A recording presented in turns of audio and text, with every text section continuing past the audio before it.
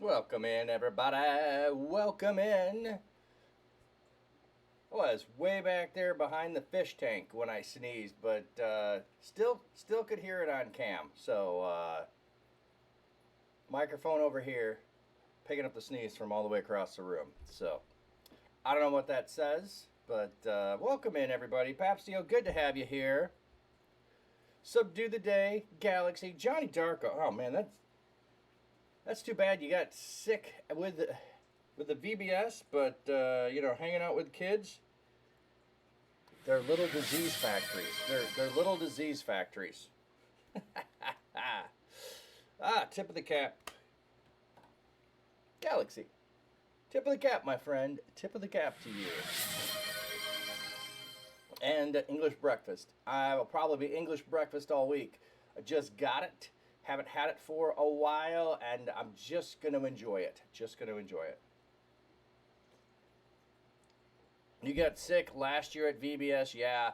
With all the kids, it's pretty common. Yep, 2 years in a row getting sick. Yeah, might need to reconsider then whether or not your participation is good. If you make it through the week and you're not the one that's a spreader, then that may be okay. If you got the time to be off work afterwards, or whatever else you got on your usual schedule. Sorry, I'm just modifying. There we go. Getting my screen tilt where I want it. So it's a very important thing, everybody. It's a very important thing. Hope you're having a great day. Hope you're having a great day so far, everybody. Oh, you know what? Let's take a look at the fish. And let me see what if we got a sunrise here. Come on. Turning. No, not much of a sunrise at all today. Wrong one. Sorry, sometimes I go to grab. There we go. I'll just move me.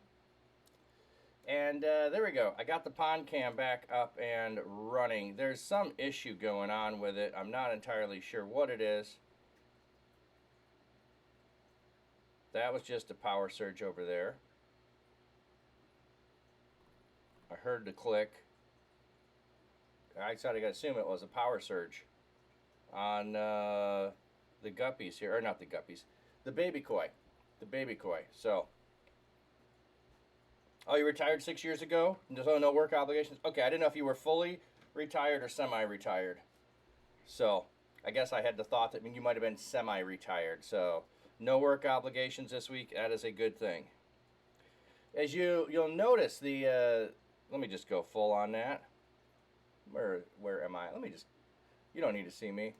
There we go. There we go. There are the baby koi. They're more along the ground here, and then they're in all of this, which is the little bit of algae that's left in the tank. I left a little bit in there, so doesn't seem like there is as many of them. Some died off, but it's a natural process. But some of them you can see are getting bigger. And welcome in, Electropod. Good to have you here, friend. Good to have you here. All right, so we're in John 18. John 18. Oh, I must have shrunk it just a wee bit. More than I needed to. There we go.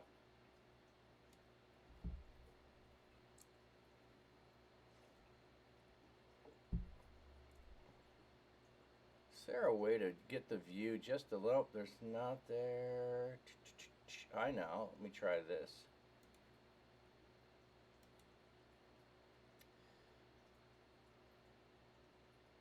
How much do I have to stretch?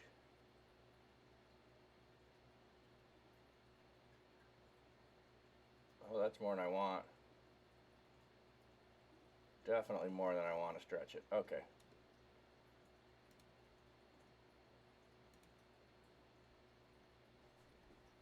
All right. Sorry, my chair was like stuck and didn't want to roll. All right, so I said we're in John 17.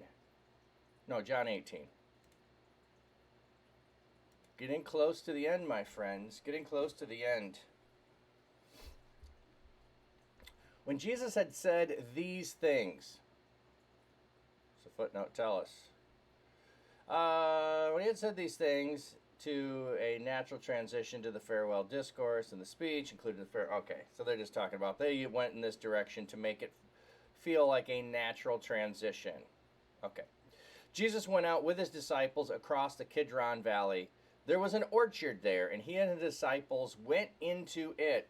Now Judas, the one who betrayed him, knew the place, because Jesus had met there many times with his disciples.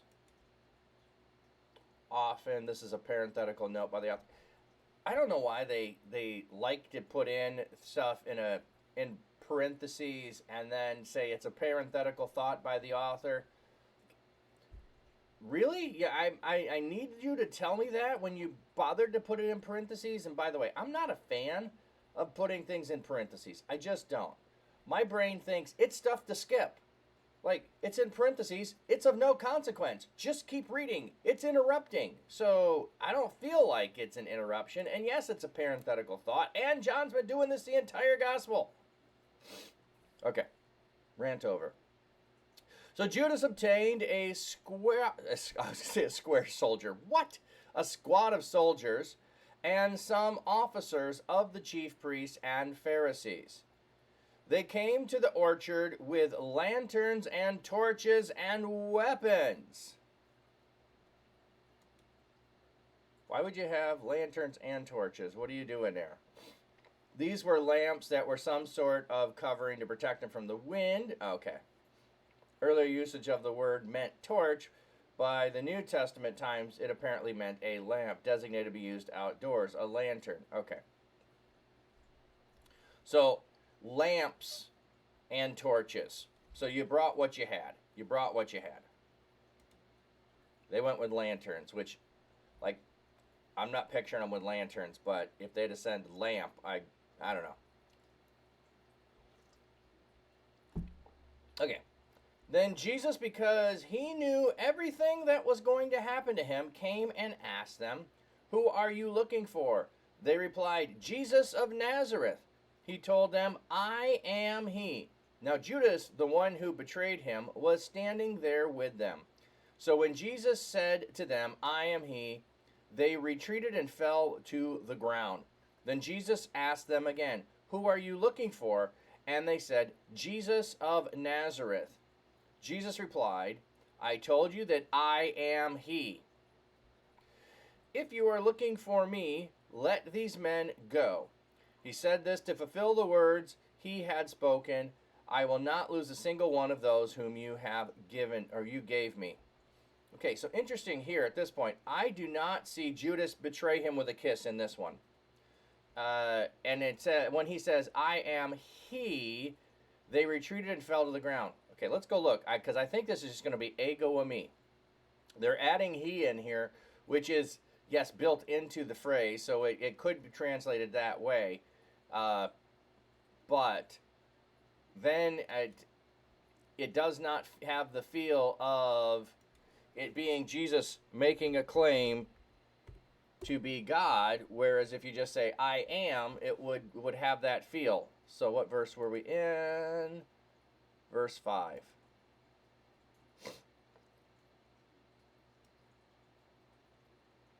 Oh, sorry.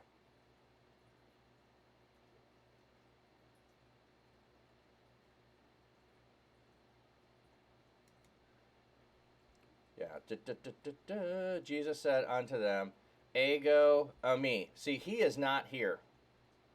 He is not here. Now, this is masculine in here, so that you could add it, but it is not necessary. So ego eimi would be the way that the Greek translates, what is the name, when Moses says to God, "And who shall I tell them sent me?" And he says, "I am." So when you see Jesus make the statement, I am, okay, and it says, as soon as he said to them, I am, they went backward and fell to the ground. So he has declared to them, I am. I think this is significant. I think it's more than just saying, yeah, that's me. That's me. No, he's saying, I am. And that they fall back to the ground. They fall back to the ground at his declaration. That is how I see this. And they fell on the ground, and then they ask him again, or he says, I told you I am he. So if you're seeking after me, let them go. So he asked them to let the disciples go because he's not supposed to lose any of them. Then Simon Peter, so think about it this way. Jesus has just negotiated with them because he made a declaration, I am, which, okay, they're coming at him to arrest him. He's made a declaration in the level of saying, I am, I'm equivalent with God. I am the I am. And he said, and just let all of them go. Just let all of them go. And after he's kind of negotiated this, or made the request, Peter is going counter to the request. Peter is acting in opposition to what Jesus has requested. Then Simon Peter, who had a sword, pulled it out and struck the high priest's slave, cutting off his right ear. Now the slave's name was Malchus. Why are we getting a slave's name? But Jesus said to Peter, put your sword back in the sheath. Am I not to drink the cup the Father has given me? Okay, so the high priest slave, what does that say? Okay, see note on the word slaves.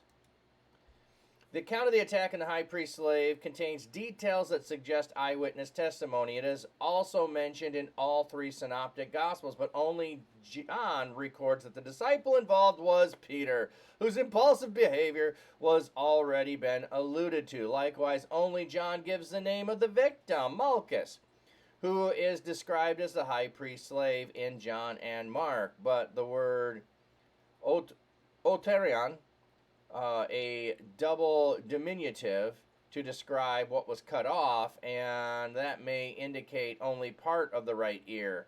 For example, the earlobe. So, if it's the earlobe. Ooh, that's fascinating. Oh, okay.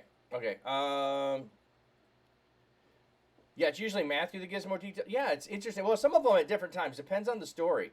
Matthew gives a lot of details about people that we don't get. Luke gives a lot of details about medical things and I don't want to say scenery, but things in the story that others leave out. and Mark gives us no details. But here, okay, if we go back to, and I'm still going to look up Malchus, so don't worry if you're waiting for that. I'm going to look the name up. If we go back to the slave rules back in Leviticus and Numbers. I don't remember exactly where they are. There's the whole thing about if it is a Hebrew that is the slave of another Hebrew, it is not a permanent thing, and you have to let them go. And then there's these rules. Actually, you weren't supposed to have them, but if you have a slave in the year of Jubilee, you're supposed to let them go. If that slave says no to their master, I don't want to be set free, you take them to the door of the house, you put their earlobe up, and you punch a hole. You punch a hole with an awl through the ear. So you do a hole in there. Like people today have, I don't know what they're called. I want to say plugs, but I'm using the wrong word. Anyway, I'm sure you know what I'm talking about. So you punch a hole in the ear, and that is punched against the door of your house. If this slave got the earlobe cut off, there would be no possibility then for this practice to have taken, and it's the right ear. Let's just go look at that.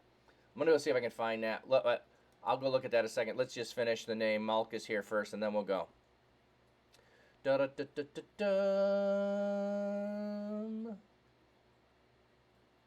it is, Malchus.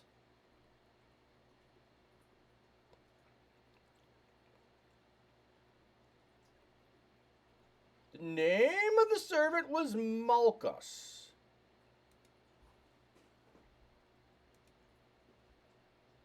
Gauges, that's what it was, yes. Strong's G 3124. Malchus. Malchus. Malchus. King or kingdom. Oh, so Malak. Melech. So it's a Greek variation of Melech. So the servant's name is king. Or kingdom. That is fascinating. Okay, let me go see. Ear. Door. I think that might get us there. Okay.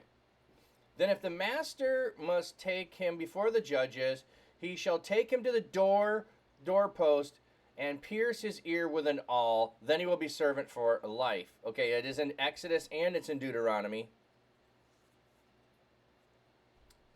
Okay, my question was if it told us which ear.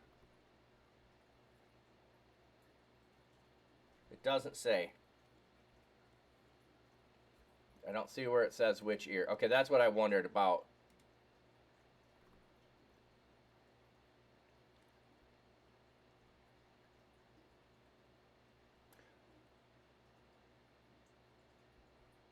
Okay, I don't see that it says, but I was curious, so we went and looked it up. Because if it's just the earlobe that gets cut off, maybe, and it just says the ear, I'm guessing that there was a practice of it.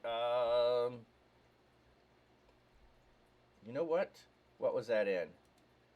Oh, sorry, over here.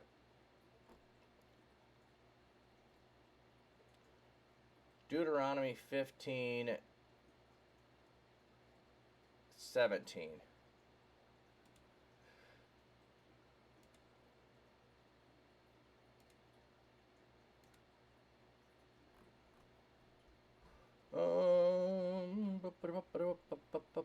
See if there's any footnotes over here. The bondslave's ear was drilled through to the door. The door in question was that of the master's house. In effect, the bond slave is declared his undying and lifelong loyalty to his creditor. The scar, or even hole in the lobe, would testify to the community that the slave had surrendered independence and personal rights. This might have been what Paul had in mind when he said, I bear on my body the marks of Jesus. Okay. What was the other one? Exodus 21.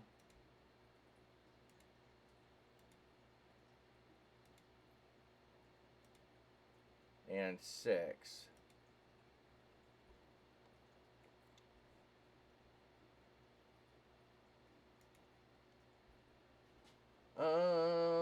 Till his life's ends as an idiom, serve him for good. Okay. No more details. No more details. That's all we got.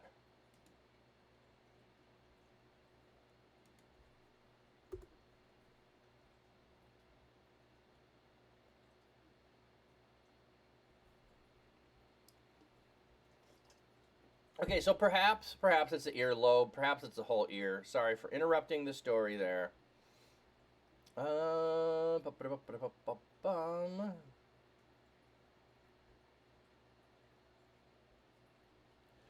Jesus said to Peter, put your sword back in your sheath. Am I not to drink the cup the Father gave me?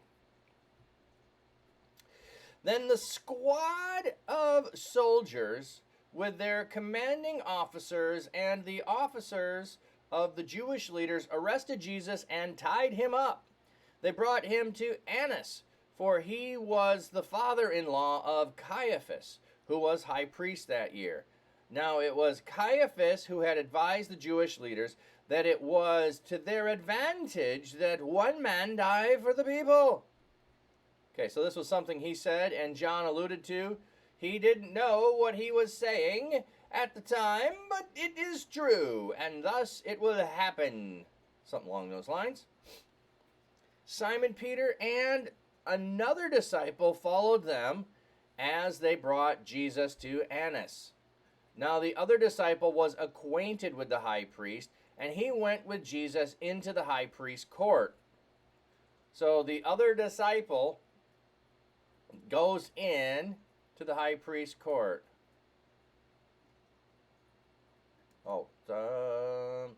That disciple, many have associated the unnamed disciple with the beloved disciple, that is John, son of Zebedee, mainly because the phrase the other disciple, which occurred here, is also described the beloved disciple in John 20. Peter is also closely associated with the beloved disciple in 13, 20, and 21. But other identifications have been proposed. Chiefly, verse 16 states the disciple whom accompanied Peter was known to the high priest.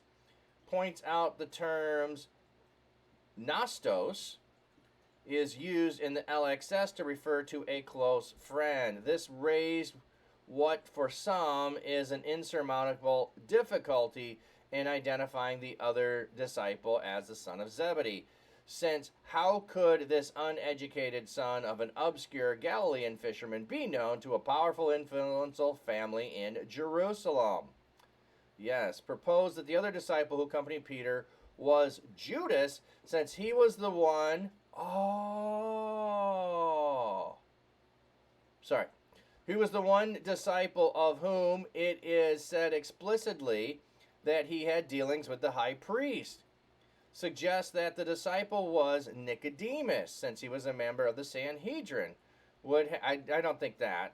Would have access to the high priest's palace. Both of these suggestions were Ignatius, while ingenuous, nevertheless lacks support from the text of the fourth gospel itself and or the synoptic accounts. Argues that the common attitude, see, I just skipped the stuff that was in parentheses, my brain does that, concerning the low social status and ignorance of the disciples from Galilee may be a misconception. Zebedee is present in Mark, a man wealthy enough to have hired servants. Presents both the sons of Zebedee as concerned with status and prestige. John's mother appears in the same light. Okay. Eusebius quoting Polycarp, or Polycrates. I'm used to Polycarps. That John, son of Zebedee, was a priest, for further information on the possible priestly connection among John's family. Okay. Hey, Trigger Boss, welcome in. Welcome in. Sorry, I was reading a note there. And so we're speculating on who the other disciple is. That's a fascinating thought I've never thought of. If the other disciple is Judas, he gets to go in. But it says, and another disciple followed them as they brought Jesus to Annas. So I don't think that Judas is following. That would be my problem with Judas. Judas following, I don't think it would be stated that way. But let's see. Their power is connected with, well, just trying to think who might of their, a zealot, probably not. A zealot probably not going to have connection with the high priest unless he's just from a wealthy family. So Simon the Zealot wants to overthrow the government. That would probably be bad for these guys unless they think they get to be in more power. Maybe there's a connection. I don't know. Or Matthew the tax collector is working for Rome, so I don't think that's going to be it. So just trying to play out who that could be. All right. So they go into the courtyard, and the one knows the high priest, so he gets to go in. But Peter was left standing outside by the door. So the other disciple, who was acquainted with the high priest, came out and spoke to the slave girl who watched the door and brought Peter inside. Okay, so if this is Judas, this makes no sense that he's bringing Peter inside, I guess. I don't know. That The girl who was the doorkeeper said to Peter, "You're not one of this man's disciples too, are you?" He replied, "I am not." Now the slaves and the guards were standing around a charcoal fire they had made, warming themselves because it was cold. Peter also was standing with them, warming himself. Hey, Lucis, welcome in. I've never noticed that Peter was stuck outside until he got brought in. I always felt like there was like the other disciple got to go in further and Peter was stuck out in the courtyard. But this makes it sound like he's stuck at the door. He doesn't even get to come into the courtyard until he's vouched for. While this was happening, the high priest questioned Jesus about his disciples and about his teaching. He replied, "I have spoken publicly to the world. I always taught in the synagogues and in the temple courts, where all the Jewish people assembled together. I did nothing in secret." Okay, so we just had statements by Jesus. I always taught in the synagogues and the temple courts. I did nothing in secret. We also have him teaching on the mountainside. That's still public, okay? His point is he didn't do anything in secret. He's like, I did all of this in front of all of the witnesses. There was no secret. There's no secret teaching. Oh, which BT dubs, if you like the Gnostic stuff that comes after this, Jesus said I did nothing in secret. So if they did nothing in secret, you should do nothing in secret either. There is nothing of secret knowledge, people. Why do you ask me? Ask those who heard what I said. They know what I said. Like, why are you asking me? I've told everybody.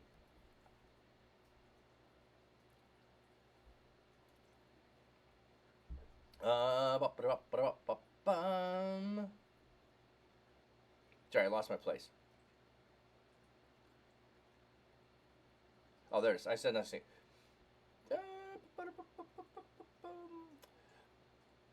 When Jesus had said this, one of the high priest officers who stood nearby struck him on the face and said, "Is that the way you answer the high priest?" Well, yes, Jesus does. That's how he did it. Jesus replied, if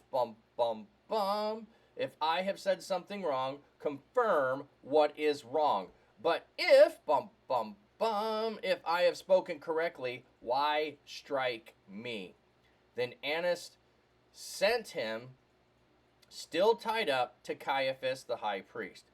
So, Annas is not currently the high priest. Why is he getting involved here? Meanwhile, Simon Peter was standing in the courtyard, warming himself. They said to him, "You aren't one of his disciples too, are you?" Peter denied it. "I am not." Oh, there's an interesting thing. We could contrast. Jesus is saying, "I am," and Peter is saying, "I am not." Jesus says, they come and ask Jesus if he's Jesus. He says, "I am." They ask Peter, "Are you a follower of Jesus?" He says, "I am not." One of the high priest's slaves, a relative of the man whose ear Peter had cut off, said, "Did I not see you in the orchard with him?" Okay, like, dude, you were in the orchard. You're the one that cut off. I swear, you're the one that cut. Then Peter denied it again, and immediately the rooster crowed. Okay, one of the reasons John makes such a point of always saying Judas is the betrayer, Judas is the betrayer. Yeah. Cuckoo, loo. That's a nice rooster there. Not usually the way I've seen it spelled, but I like that. John keeps saying Judas is the betrayer, Judas is the betrayer, Judas is the betrayer. Why? Because what Judas did he didn't. He sold the location, right? So yeah, it's something wrong, but it wasn't a what the reader is going to think is the betrayal of Jesus. Denying your rabbi is a betrayal. Now we call him Peter denies him. Yeah, and it's what he did, but that's betraying your rabbi to make a claim that you are not a follower of your rabbi. That is what he does. That is what he does. Then they brought Jesus to Caiaphas, from Caiaphas to the Roman governor's residence. Now, it was very early morning. Okay, so this has happened at night, which makes it an illegal trial. You can't have a trial at night. They did not go into the governor's residence, so they would not be ceremonially defiled, but could eat the Passover meal. So they don't go into the governor's house because it's the house of a Gentile. So they're outside, but they're there. So Pilate came outside to them and said, "What accusations do you bring against this man?" They replied, if this man were not a criminal, we would not have handed him over to you. Like, dude, he's a criminal. That's why we gave him to you. We're not in the business of handing over people to the Romans. The mere fact that we gave him to you is self-evident that he's done something. Now, the other Gospels do have Herod involved and going back and forth. We just skipped all of that here. John skips all of that. Pilate told them, "Take him yourselves and pass judgment on him according to your own law." Oh, maybe I'm wrong. Maybe Pilate's the one that gets involved with Herod. That's right, I forgot. The Jewish leaders replied, "We cannot legally put anyone to death." This happened to fulfill the words Jesus had spoken when he indicated what kind of death he was going to die. So Pilate went back to the governor's residence, summoned Jesus, and asked him, "Are you the king of the Jews?" Okay. Nope, I guess when they go to Herod is a different gospel, perhaps. Why is he asking this question? That's such a weird question on some level. But you have to remember, someone who is claiming to be the new ruler, who is then the implication is, if you're the new ruler, you'll be overthrowing Rome. You'll be attacking Herod. You'll be doing whatever it is. You're up to no good if you're claiming to be the king. Jesus replied, "Are you saying this on your own initiative, or have others told you about me?" Pilate answered, "I am not a Jew, am I? Your own people and your chief priests handed you over to me. What have you done?" So, Pilate now has said, "I am not." Peter said, "I am not." I'm just noticing that. That is an interesting thing. Jesus replied, "My kingdom..." Ooh, and the servant whose ear was struck, name could have meant kingdom. So Peter was striking down the kingdom, or brought a sword against the kingdom? Whew. Anyway. My kingdom is not of this world. If my kingdom were of this world, my servants would be fighting to keep me from being handed over to the Jewish authorities. But my kingdom is not from here. Okay, I got to go look up what the word kingdom is. Now that we looked up the other, so we're in 1836. Is it Malchus? Wow, I was like right there on 1836. That was weird. And then it scrolled.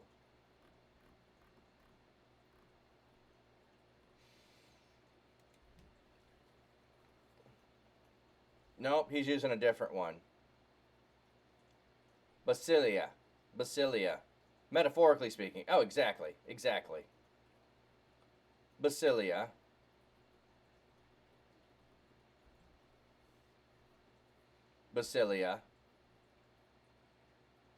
Okay, so he's using a different word for kingdom.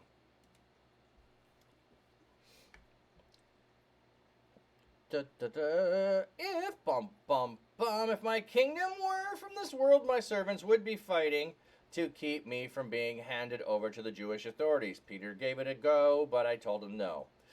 But as it is, my kingdom is not from here. Then Pilate said, so you are a king. Jesus replied, you say that I am a king. For this reason I was born, and for this reason I came into the world, to testify to the truth. Everyone who belongs to the truth listens to my voice. Pilate asked, what is truth? Pilate dismissed the matter. It is not clear what Pilate's attitude was at this point. He has been sarcastic or perhaps somewhat reflective. He may have been sarcastic or somewhat reflective. The author does not give enough information in the narration to be sure. Within the narrative, Pilate's question serves to make the reader reflect on what truth is, and that answer in the narrator has already been given. I see. Okay, that makes sense. So John is throwing in the phrase, what is truth? So that we, the reader, reflect on what truth is. And John has already answered what truth is out of the words of Jesus earlier on. I'm watching you people. Welcome in. When he had said this, he went back outside to the Jewish leaders and announced, I find no basis for an accusation against him. But it is your custom that I release one prisoner for you at Passover. So do you want me to release for you the King of the Jews? Then they shouted back, not this man, but Barabbas. Now Barabbas was a revolutionary. Barabbas is Aramaic, means son of Abba, son of the Father. Presumably the man in question had another name. It may have been Jesus according to textual variant, although that is uncertain. For the author, this name held ironic significance. The crowd was asking to release a man called Son of the Father, while Jesus, who was truly the Son of the Father, was condemned to die instead. Robert, it's possible that Barabbas was merely a robber or highwayman, but more likely, given the use of the term lestes in Josephus and other early sources, that he was a guerrilla warrior or revolutionary leader. So they went with revolutionary here as opposed to robber or thief. This word here, like we get thief on the cross, is an underestimation of what he did and the seriousness of the other. But we'll wait till we get there. Then Pilate took Jesus and had him flogged severely.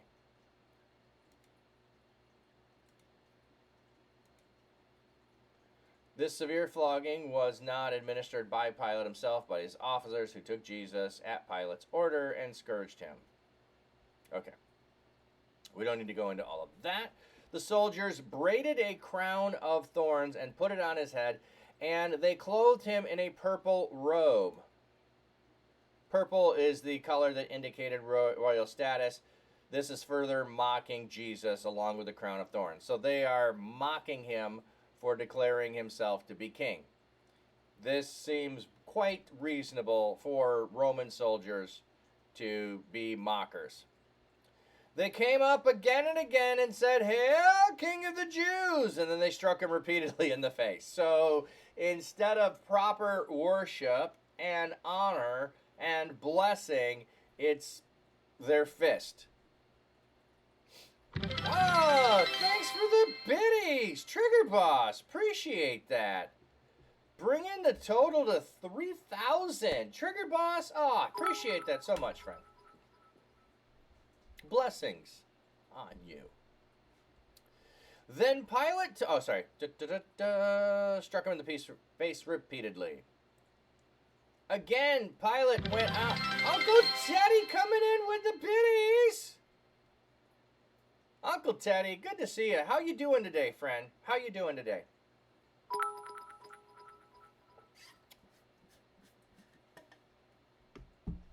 Hope you're having a blessed day. Yeah, Biddy hype. Yeah, we're going to have a...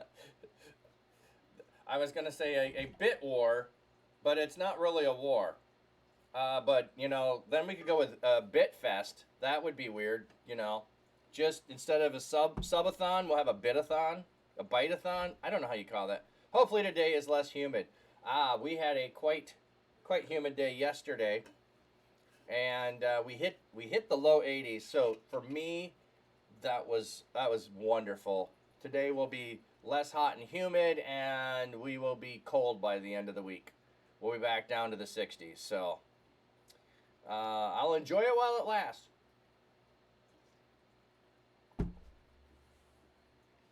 Again, Pilate went out and said to the Jewish leaders, bite-a-thon.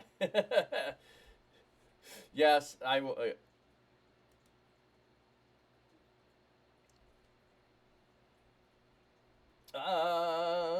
Bite-a-thon.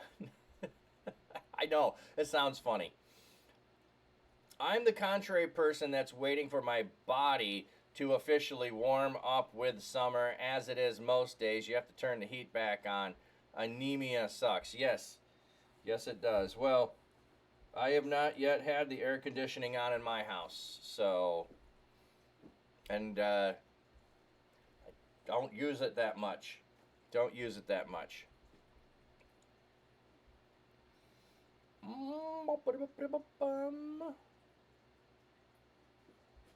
Exclamation point tip. Wonder what I would do for that. Don't know. There you go. Oh, you just mean tip isn't that. See, my brain is going to, here's a helpful thing to know. That kind of a tip is what my brain went to. Okay, again, Pilate went out and said to the Jewish leaders, look, I am bringing him out to you so that you may know that I have no reason for the accusation against him. So, in this account, it sounds like there's the flogging and the bringing back, and then there's another appeal to them to let him go. Like, I did this much. Is that enough? Whereas in other gospels, it is they say crucify him, so it then like reads a statement. So he had him flogged and led him away to be crucified. It doesn't insert that there's another chance in there for Pilate to release Jesus. It's so close together we don't see that. You were trying to see something about alternate ways to give. Also, my memory's not the best, so I'm still learning to learn you. Oh, well, the other thing is. Oh, thank you. I'm watching you people. Thank you. We're having a biddy war. I don't know. We're having a biddy fest. I don't know what to call it. Anyway. Anyway. The I intentionally, like, you know, someone type exclamation point commands, and you'll find I don't have them listed. I'm watching you people. So your phones are too low to have a war with it. Your funds are too low. You just wanted to start a hype trade. Yeah. Well, I'm not really trying to start a biddy war. It just sounded like a funny thing to say. You know, like a bidding war, you know. Have you ever been in an auction? And oh my goodness. I find, yeah, I know you're okay, good. I find it really exhilarating when you are bidding on something and you want to win. So this is Sparta. So I went to charity auction, and you're writing the bids on the sheet of paper, and what was being auctioned off was 2 charter fishing trips.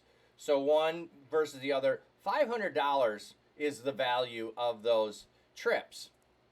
And so on one sheet, every time someone outbid me, I outbid them back. Like, I was on there every other time, and I was outbidding you like by $25 every time. I upped at 25. I upped at 25. I upped at 25. Didn't matter what you bid, I automatically did 25 more. To set in everyone's mind, I will outbid you no matter what you do. There was a guy in the other sheet of paper who he started out with $100 higher, and he bid $100 higher, and then suddenly he jumped on the one that I was on and outbid it by 100. So I jumped on the one he was on and outbid it by 25. And there was another couple of guys that were trying to be in the bidding war but didn't want to go up higher. And the one guy says to me, he goes, do you want to split it? And I had to think about it for a minute, and I'm like, I don't know, because I want to take my son on this, so maybe not. Anyway, I won. There's where the story was going. It was like, no matter what you put down, I will put 25 more. And so he had reached his limit. He had reached his limit in the bidding war, and I went away with a wonderful, wonderful fishing trip. Yes, some streamers call you Uncle Biddy. I'm not surprised by that, Uncle Teddy. You often are coming in, dropping the biddies, which it's gotta be fun to do that. It's gotta be fun to do that. Trigger Boss with another 1,000.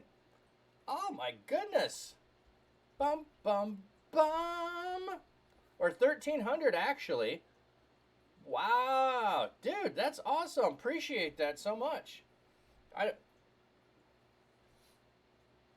need to come up with something for Hype Train. I need to come up with some hype. I got no hype. What should I do for hype? I need suggestions, people. I know, some people like are musical and got something going on. I've never thought of doing a hype train thing. What do I do for a hype train? I don't know.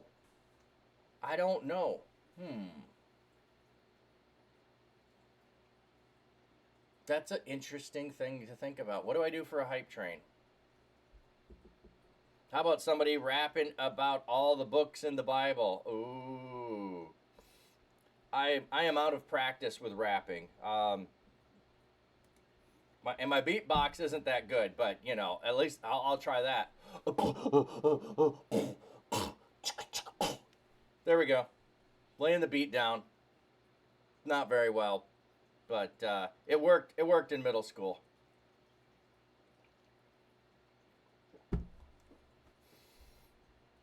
What do I have? I got to figure something out. I need a hype train something. I got the dancing feet. I've got the, I don't know. Don't know. Anyway, hype train is over. Or saying something blessing to all, or the fruits of the Spirit. Oh, something like that. Love, joy, peace. That's interesting. I'll write that along with that. Yeah.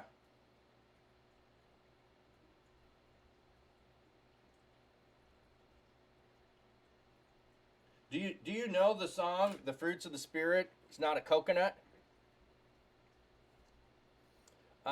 We could set up a camera and record more shoes, but this time instead of doing it with your feet, you could position the camera and do it with your hands inside the shoes. No, I'm not doing hands inside the shoes. There's a song, "The Fruit of the Spirit's Not a Coconut," which is funny. It's a kid's song. I don't know. If you come up with more ideas, keep throwing them out there or DM me. I've never thought about that, but hey, maybe we need something fun and exciting. Maybe it's an emote or a video or something. I don't know. You got to look it up. Yeah.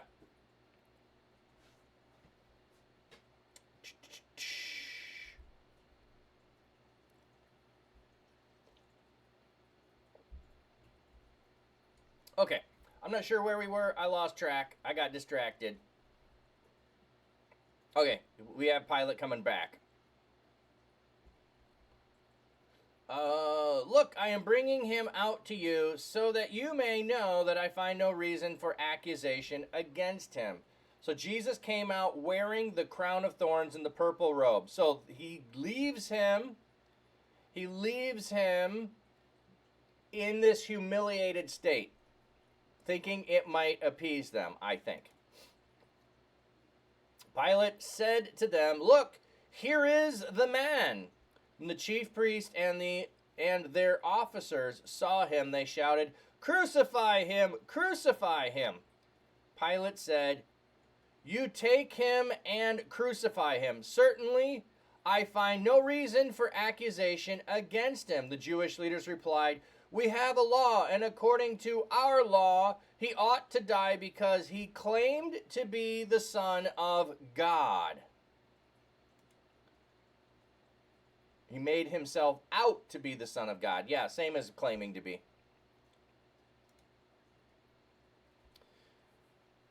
When Pilate heard what they said, he was more afraid than ever.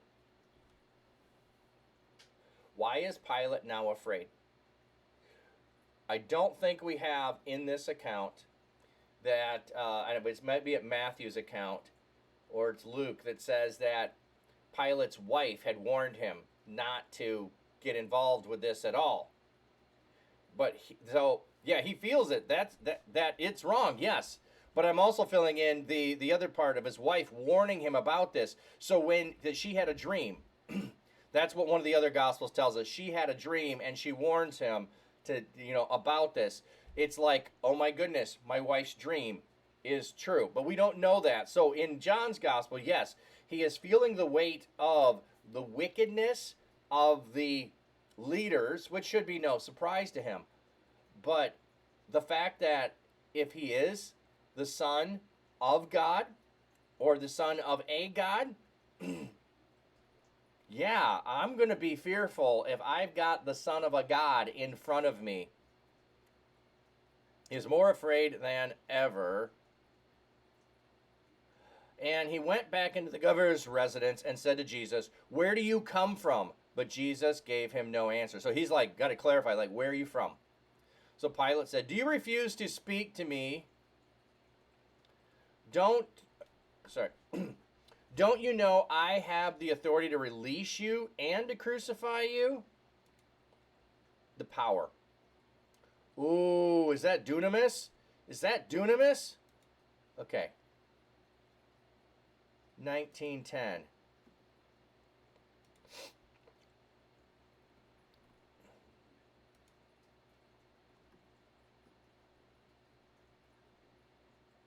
Nope, it's not dunamis. Okay, dunamis is the word that's used for the power that will come when the Holy Spirit comes, which is where we get the word for dynamite. Exousia. Strong's G, 1849. Exousia. Yeah, he's using it in the power of authority. The power of the ruler, of the governor. So authority. So he's a specific kind, not just, okay. Yeah, maybe he felt that this man was the truth itself, and if he kills him, that's a big burden to carry. Yes, there are some, I don't know when they're written, if they're 1st century or 3rd century, there are some documents that say that following Jesus' resurrection, that Pilate and his wife did indeed believe and follow Jesus. But it's like, it's not firsthand, it's like secondhand stories. So I'm not going to worry about reliability there. It's just an interesting thought if they did. Okay, where did you come from? But Jesus gave him no. Don't you know I have authority to release or crucify? Like, I have life and death in my hands. Jesus replied, "You have no authority over me unless it was given to you from above.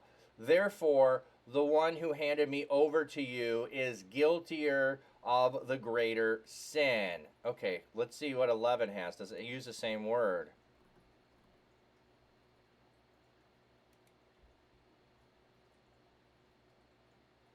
Okay, it is the same word. You have no exousia. Yeah.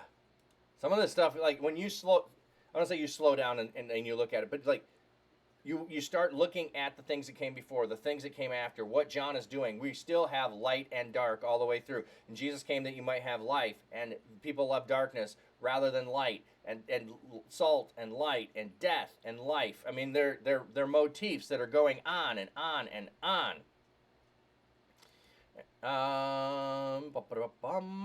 From this point on, Pilate tried to release him, but the Jewish leaders shouted, if you release this man, you are no friend of Caesar. Everyone who claims to be a king opposes Caesar. When Pilate heard these words, he brought Jesus outside, sat him down on the judgment seat in the place called the stone pavement, Gabbatha in Aramaic. Now, it was the day of preparation for Passover about noon. Pilate said to the Jewish leaders, "Look, here is your king." So, we don't have any indication he's taken the purple robe and the crown of thorns off at all. It appears it stays on this point until he gets to, unless we hear otherwise, it's going to stay on until he gets to the crucifixion part, then they'll take it off when they're going to divide his clothes. Okay, so he's continuing to have a conversation with Jesus. He's trying to get out of it. Look, John is saying like all these details, like all the different ways Pilate is trying to get out of it. Jesus says, well, you'll have some guilt, but you're not as guilty as them. They're the ones who brought here. You are stuck in this situation, my friend, and you're going to have to go through with it, whether you like it or not. So he puts him in the judgment seat. Whoo! Then they shouted, "Away with him! Away with him! Crucify him!" Pilate asked, "Shall I crucify your king?" The high priest replied, "We have no king except Caesar." Then Pilate handed him over to them to be crucified. He was a pawn in this. Yes, he is. Here's an interesting thing that we overlook, I think, on some level. We have no king but Caesar. Woo! We're reading in the Old Testament in the first kings being established. Saul, and we're getting close to David. David will be established right at the end of the book of 1 Samuel or at the beginning of 2 Samuel. I don't remember where it exactly happened. Saul's death is in 1 Samuel. David's reign is in 2 Samuel. Don't remember exactly where the anointing or the coronation happens. But one of the problems that the people had was wanting a king and being like the other nations. That's the problem they had. That's why they got a Saul, because they got a king like the other nations. And he ruled like a king of the other nations. And so they're not supposed to worship anyone but God. Caesar is supposed to be worshipped as a god. Here they're saying, we have no king but Caesar. Like this is the same, in my estimation, of what they were declaring when they said, give us a king like the other nations. Here they are saying, we are accepting of this God to rule over us instead of the Son of God. Like, do you see that? Do you see that piece there? They are saying, we have no king but Caesar. We don't want the true king. We have a God, but we're willing to allow Caesar to rule over us as a God that he claims to be, instead of following the Son of God, which would bring us to life. Oh, I got an ad coming in. Hope you got most of that. Let's look at the fish.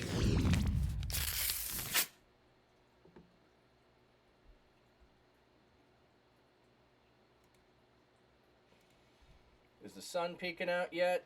No. Looks like a cloudy day, no sun. Wow, and no koi visible this morning.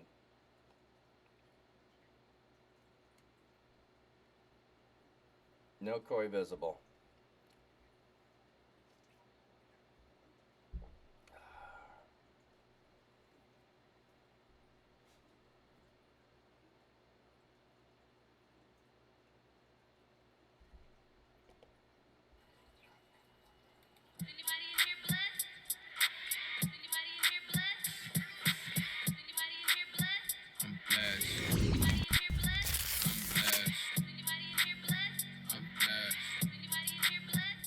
All right, so I'm watching people. So they get permission to kill someone that they consider to be a blasphemer of God, and they blasphemed God. Yes, yes, you're catching on. There's like the thing they are asking for is not is like is the thing they're rejecting.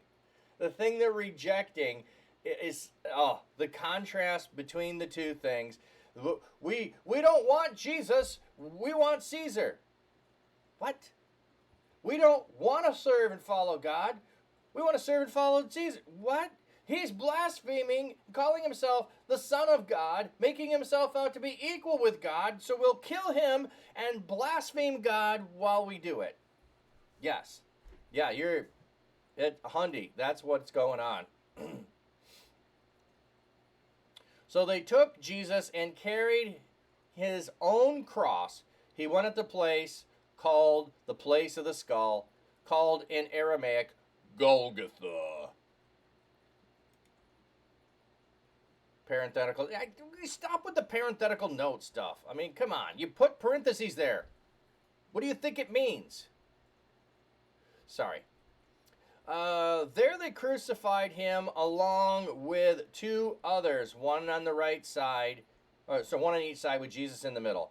Pilate also had a note written and fastened to the cross, which read, Jesus the Nazarene, King of the Jews. Thus, many of the Jewish residents of Jerusalem read this notice because the place where Jesus was crucified was near the city, and the notice was written in Aramaic, Latin, and Greek. Oh, Hebrew. That's interesting. So some Greek copies say it was written in Hebrew, not Aramaic. Then the chief priest of the Jews said to Pilate, do not write the King of the Jews, but rather this man said, I am King of the Jews. Pilate answered, what I have written, I have written. Like, Pilate is like, just done. Like, I'm not giving in to anything else. You got what you wanted. Go away. Yeah.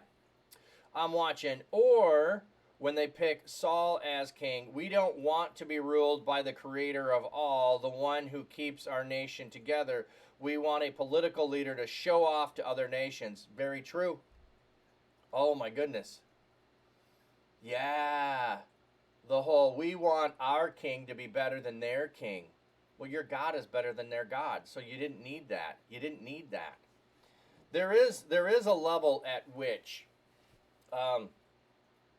we go back to Moses. And Moses does start out with the I think the inclusion of the office of prophet, the inclusion of the office of king, because he serves as a judge, and the office of priest. However, he says, I can't go and speak. And so God takes the office of priest and gives it to his brother. We have the time of the judges where God raised up a judge and sometimes prophets. So sometimes there was a prophet and a king. Prophet king. So prophet judge. You had a judge, a prophet, whatever it was, who was ruling. But they weren't constant. They were only as needed to turn the people back. Then Samuel is the last of the prophet judges. And from there, we take away the king from the prophet, and we have the three separate offices, prophet, priest, and king, which we jump to Jesus, and he is all three, prophet, priest, and king, back in one office together. So, but yeah, I think that's fascinating. We're reading through Saul and the rejection there of the king, or the rejection of God there, the rejection of God here, the declaration of the king there, the declaration of a king here. We definitely need that flashback. Go Jesus! It's your birthday. Yeah, we go. They also wanted to have sway over the king, so they could definitely influence the humans significantly more than they could influence God. When your ideals are not fully pleasing to him, people think they're so slick. Yeah. I think there's a level of that. Absolutely. Like we can have sway over this. It's a person. It's a person. He'll do what we want. He'll do what we want.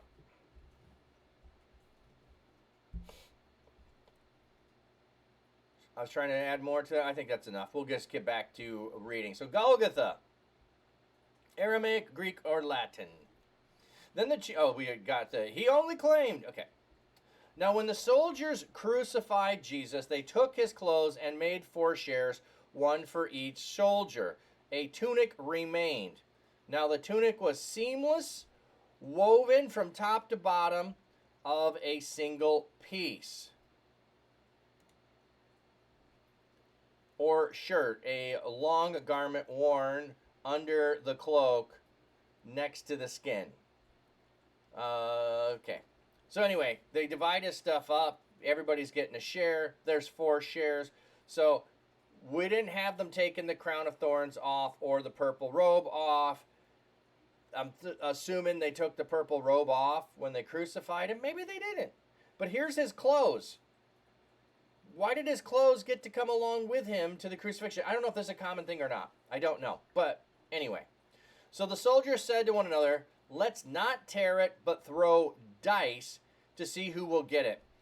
This took place to fulfill scripture that says, they divided garments among them, and for my clothing they threw dice. So the soldiers did these things. Yeah, chosen by lot, probably used as a marker of a pebble, broken, throwing dice was chosen here because of its association with gambling. Okay. Is a quotation from Psalm 22. I still like saying casting lots, but I understand why they go throwing dice. Now, standing beside Jesus' cross were his mother, his mother's sister, Mary the wife of Clopas, and Mary Magdalene. Okay, so we've got Mary, Jesus' mother, Mary's sister, whoever that is, and we've got Mary, the wife of Clopas, and we've got Mary Magdalene. There's another Mary out there too, you know. There is Mary, the sister of Lazarus, but she's apparently not there. I'm just saying, there were a lot of Marys at this time, which is why they often have who it is. So when Jesus saw his mother and the disciple whom he loved standing there, he said to his mother, woman, look, here is your son. He then said to his disciple, look, here is your mother. From that very time, the disciple took her into his own home. Okay, so Jesus' siblings aren't there. His mother is, and some women. Why wouldn't Jesus' other brothers want to take care of or be the caregivers for Mary later on? He has brothers. We know at least James. I don't remember the names. They're listed elsewhere. He's got a few brothers. Why wouldn't the brothers of Jesus be the ones responsible? But he gives it to John, who we think is perhaps the youngest of all the disciples. He gives it to John. Now, John shows up here. There were 2 disciples earlier in the courtyard, which is why it also could, for continuity's sake, John was there, John was in there, John has been here the whole time motif. But I don't know. I'm watching. I wonder if Jesus is clothed. His clothing had power emanating from it. I've never thought about it until just now. Yeah, Jesus' clothing. Let me put it this way. One of the things that we know from when Moses is in the presence of God is that his face does glow, and he covers it up until he stops glowing, essentially, and radiating the glory of God from being in the presence of God. So he covers his face until that goes away.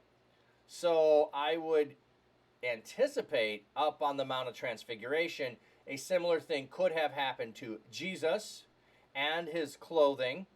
But I think that is all worn off by now. I think that certainly is all worn off by now. But I've never thought about if there was something in his clothes that were that. I think this is just a point of saying this is a really nice garment. It's one piece. It's a one piece woven tunic, not seams up the side, not sewn together. It is a single woven piece. If you have sweaters and they're single sweater all the way around, all the way through, they're knitted solid, no seams, they're so much more comfortable than sweaters that have seams, because you got a seam in there, it's bulky, it can rub on you, all of that kind of stuff. So I think the point about this is one of his items of clothing was of significant quality that they didn't want to destroy the quality of it. I'd rather one person have it than we just rip it up and use it for something less than what it is. So I think that's the point of that. I don't think there's nothing in the text that tells us it's more than that. I'll put it that way. After this, Jesus realized that by this time everything was completed. Said, in order to fulfill the scripture, I am thirsty. A jar full of sour wine was there, so they put it on a sponge in the sour wine on a branch of hyssop, lifted it to his mouth. When he had received the sour wine, Jesus said, it is completed. Then he bowed his head and gave up his spirit. Oh, you're welcome. You're welcome. I love the thoughts. I mean, I am willing to ponder anything, whether I would agree or not. I like the exercise of pondering things. Okay. He says, I am thirsty. The wordplay from the previous statement that everything was completed. I am thirsty. The scripture referred to probably Psalm 69:21. They also gave me gall for my food. Okay. There's several others that they're throwing in there. Okay, let me see what the footnote does. The footnote tell me hyssop was a small aromatic bush. Exact identification of the plant is uncertain. Hyssop, used to lift a wet sponge, may have been formed from a reed. The biblical name referred to several different species of plant. Okay, so they don't have any footnote here of what I wanted to add. Cheap sour wine was called in Latin pasca and referred to cheap vinegar wine diluted heavily with water. It was the drink of slaves and soldiers, and probably where the soldiers who had performed this crucifixion. Okay. I'm watching. Is this something in prophecy, or is it general practice of a crucifixion? To give someone something to drink? Jesus is saying it as a fulfillment of prophecy. He's saying everything was completed, and then said, in order to fulfill Scripture, so it is saying fulfilling Scripture here, he's going to do one last thing to fulfill Scripture. Yeah, the giving of the sour wine. Okay. In order to... Okay. If you haven't heard this one before, gross alert, gross alert, gross alert. Okay? So, a hyssop branch with a sponge on it would have very likely not been a normal way to give anyone something to drink. Okay? As soldiers very likely would probably not regularly offer, people on the cross something to drink. Maybe they did occasionally, whatever. But a hyssop branch with a sponge on it is also the thing that was used to wipe your backside. So a sponge on a stick is how you wiped your backside. So I'm not saying with 100% certainty that that's what this was, but this could have been the toilet brush. This could have been the toilet brush that they dipped and gave to Jesus. Now, it's not mentioned in the text and all of that. We simply know that if you went to a Roman bathhouse and you went to the restroom, that those were used in there. The sour wine, the vinegar wine was just the cheap stuff. Soldiers would drink it, when You can't afford expensive stuff, you buy the cheap stuff, or you make the cheap stuff. So the sour wine is just a fulfillment of these passages here. They put bitter poison into my food and quenched my thirst. They gave me vinegar to drink. And the roof of my mouth is as dry as a piece of pottery. My tongue sticks to my gums. You set me in the dust of death. So even the declaration of being thirsty is a fulfillment of Scripture, and the getting a drink is a fulfillment of Scripture. So basically, Hoocher Moonshine got it. Yeah, but like really bad stuff. Really cheap stuff. Hooch is a good. Yeah, Moonshine would be better than just your basic. My thought would be, if you might have watched MASH, they got a little still there. It is not good stuff. It's whatever they could get their hands on to distill. They were doing that. Well, also if you've ever watched or seen prison shows where they're making alcohol in prison, it is not quality. It's what they can get their hands on and however they can ferment it and not get caught. It's stuff in a bag. Yeah, White Claw. Uncle Teddy, I might agree with the White Claw statement. Other people might think that that's a good thing. We had a town around here when I was growing up that did make beer, and it was the butt of jokes. It's the cheapest beer you could get. It's Goebbels, and it's garbage. But sorry, if you're still buying something that is manufactured and canned or bottled, it's still way better than this stuff. So think of maybe drinking alcoholic malt vinegar. That's going to be what it is. Just bleh. Archie Bible Nerd, welcome in, my friend. Welcome in. Then because it was the day of preparation, so that the body should not stay on the cross on the Sabbath, for the Sabbath was an especially important one, the Jewish leaders asked Pilate to have the victim's legs broken and the bodies taken down. Okay, this is not a concern that they have for Jesus. Notice this. We've got 3 guys up on crosses. We're having a Passover. We need these guys dead and out of here. It's Passover. There's also regulations about leaving someone hanging on a tree overnight. You're not supposed to do that. Whether that had to do with crucifixion, had to do with putting people on a pike and impaling them in more long ago times, or a gallows or a hanging. Any of those things, you weren't to leave the body overnight. You were to take it down. So they want this especially done with Passover. It's not a concern. It is not a concern about the men who are there. It is a concern about obedience to the law. They're not wanting to follow God and love God. They want to have obedience to the law. The letter of the law says this, so we want to ensure that. So it's still a level of obedience and manipulation. It really is. So maybe they were trying to keep the wild animals from gathering in the area of the corpses.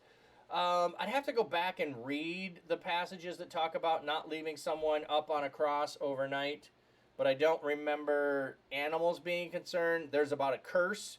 And if there's a curse on the person and you leave them there overnight, I think there's a level of it cursing the land kind of thing, if I remember right. So they don't want their land cursed.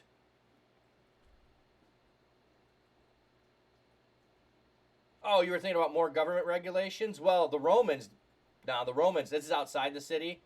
And this is like a billboard that says, don't mess with Rome. You mess with the bull, you get the horns. Like, don't be a numbskull. Don't be a hooligan. Like, here's the billboard. So no, the Romans would leave corpses up there for quite some time. Yeah. Now, I agree with you. I might not want all the animals that come around from that But this is the billboard that says don't mess with Rome. You're going to get it. Like, don't even try it, buddy. So they would leave him up there. It's also humiliation. Humiliation is what it is as well. Shame, humiliation, all those things. They want it to stay up there. So, again, this will be accommodation to them. But here, so the soldiers came and broke the legs of the two men who had been crucified with Jesus, the first one and then the other. But when they came to Jesus and saw that he was already dead, they did not break his legs. But one of the soldiers pierced him with a spear, and blood and water flowed out immediately. Okay, what do we get for the footnote? This will be a good one. How is this reference to blood and water that flowed from Jesus' side to be understood? This is probably to be connected with the statement in 1 John 5, 6, and 8. Jesus is the one who came by water and blood, not by water only, but water and blood, and the Spirit is the one who testifies. Okay. Maybe. I don't know if I would connect the water and blood in John there. I was thinking John was thinking baptism water there. In both passages, water, blood, and testimony are mentioned. The Spirit is mentioned in 1 John 5, 7. Okay. Connection of living water. No, I don't think that's what it is.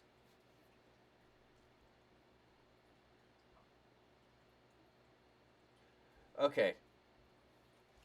I thought they were going to go in a different direction there than they are with this footnote. So,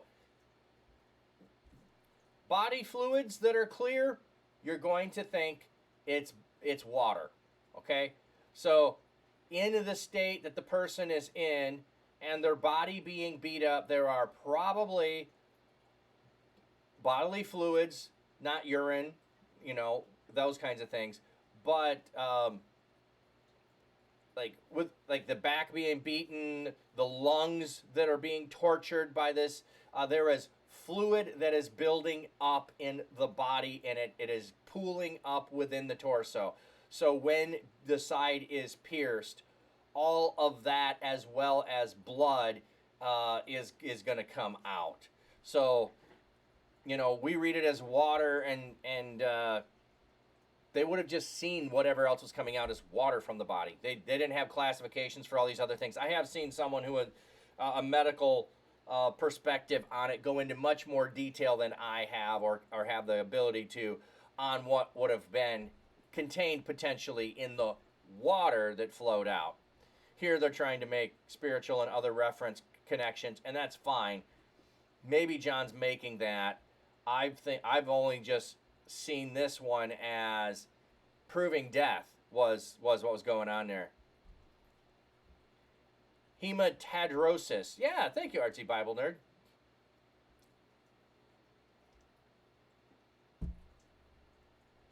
So,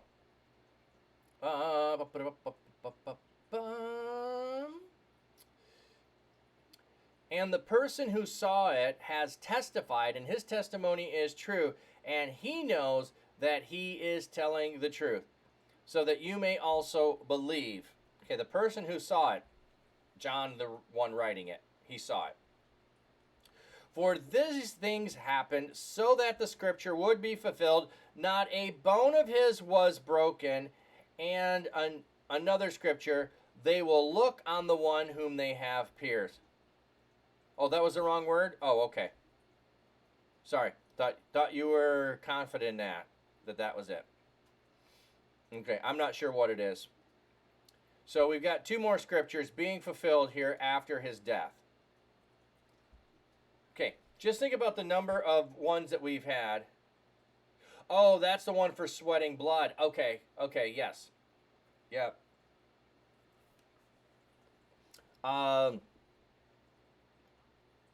But think about this. Like, they're writing it in a time without the scientific knowledge, writing about things that later scientifically we can validate as things that can happen and do happen. But I was going to say, so think about this. Jesus is hanging on the cross. How does he fulfill, they cast lots for my garments? He has no control over that. How does he, after death, control not having his bones broken or that they will pierce his side? Like, the soldiers don't know. The soldiers don't know any of those things, and all of those are fulfilled by Jesus in his crucifixion without anything that he can control or do, and without those who are doing it having any knowledge that they're fulfilling Scripture. I'm watching you people. I thought that the body releases fluid or solids that is no longer needed to process anymore at a certain point in death. I might have researched that a bit more. That might be true. That might be true as well. But I'm just saying, with having the flogging, there are certain ways the body responds to that crisis and is going to try to, work to repair it. Then the hanging there in the crucifixion position is taxing on the lungs and will cause fluid and other things to build up. So I'm really talking about the trauma to his body and the pooling up that will happen internally with that. But you're right, in the process of death, there's also some bodily fluids and stuff that might be released. But I was just trying to make the point of it's fulfilling Scripture, and we know scientifically that there would have been pooling up of body fluids that happened within there. Okay. After this, Joseph of Arimathea, a disciple of Jesus, but secretly because he feared the Jewish leaders.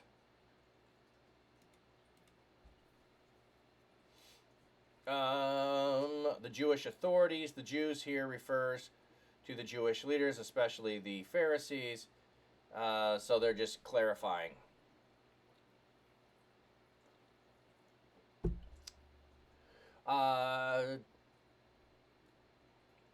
Ask Pilate if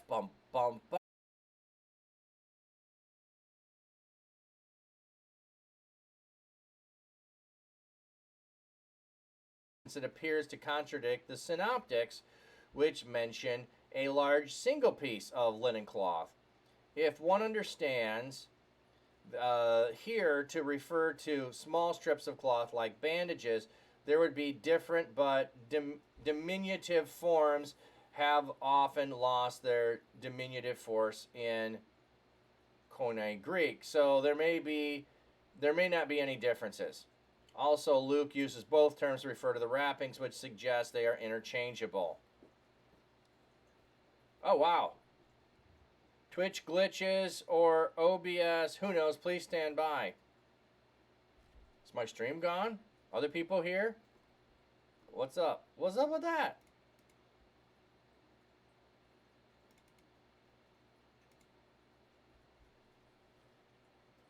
Okay, he's back. Okay. I'm not showing any problems. I was froze? Okay.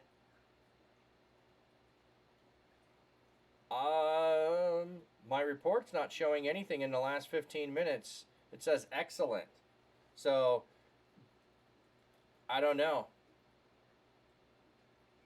Froze, then went full blue? Weird. I didn't show anything on my side at all. I don't know. Well, we're back. We're back. You had to refresh? I wonder why. Like, it's not Let me pull up on my phone. On my side, I'm not seeing anything. No, I don't know. Well, anyway, we're good now. Okay, what's interesting here, it's Twitch probably. Yeah. That's the thing, because my Streamlabs doesn't show anything. My Stream Manager doesn't show anything. Or cable. You on Wi-Fi? No, I'm not on Wi-Fi. I am hardwired. I'm hardwired.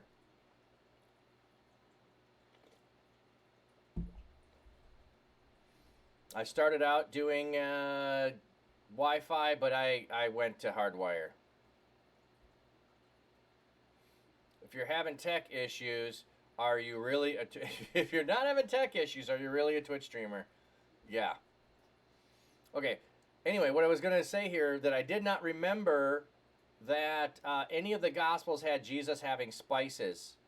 But here we have carrying a mixture of myrrhs and aloe, 75 pounds. Think about that, 75 pounds worth of spices, according to Jewish burial customs. Now, at the place where Jesus was crucified, there was a garden, and in the garden there was a new tomb where no one had been buried.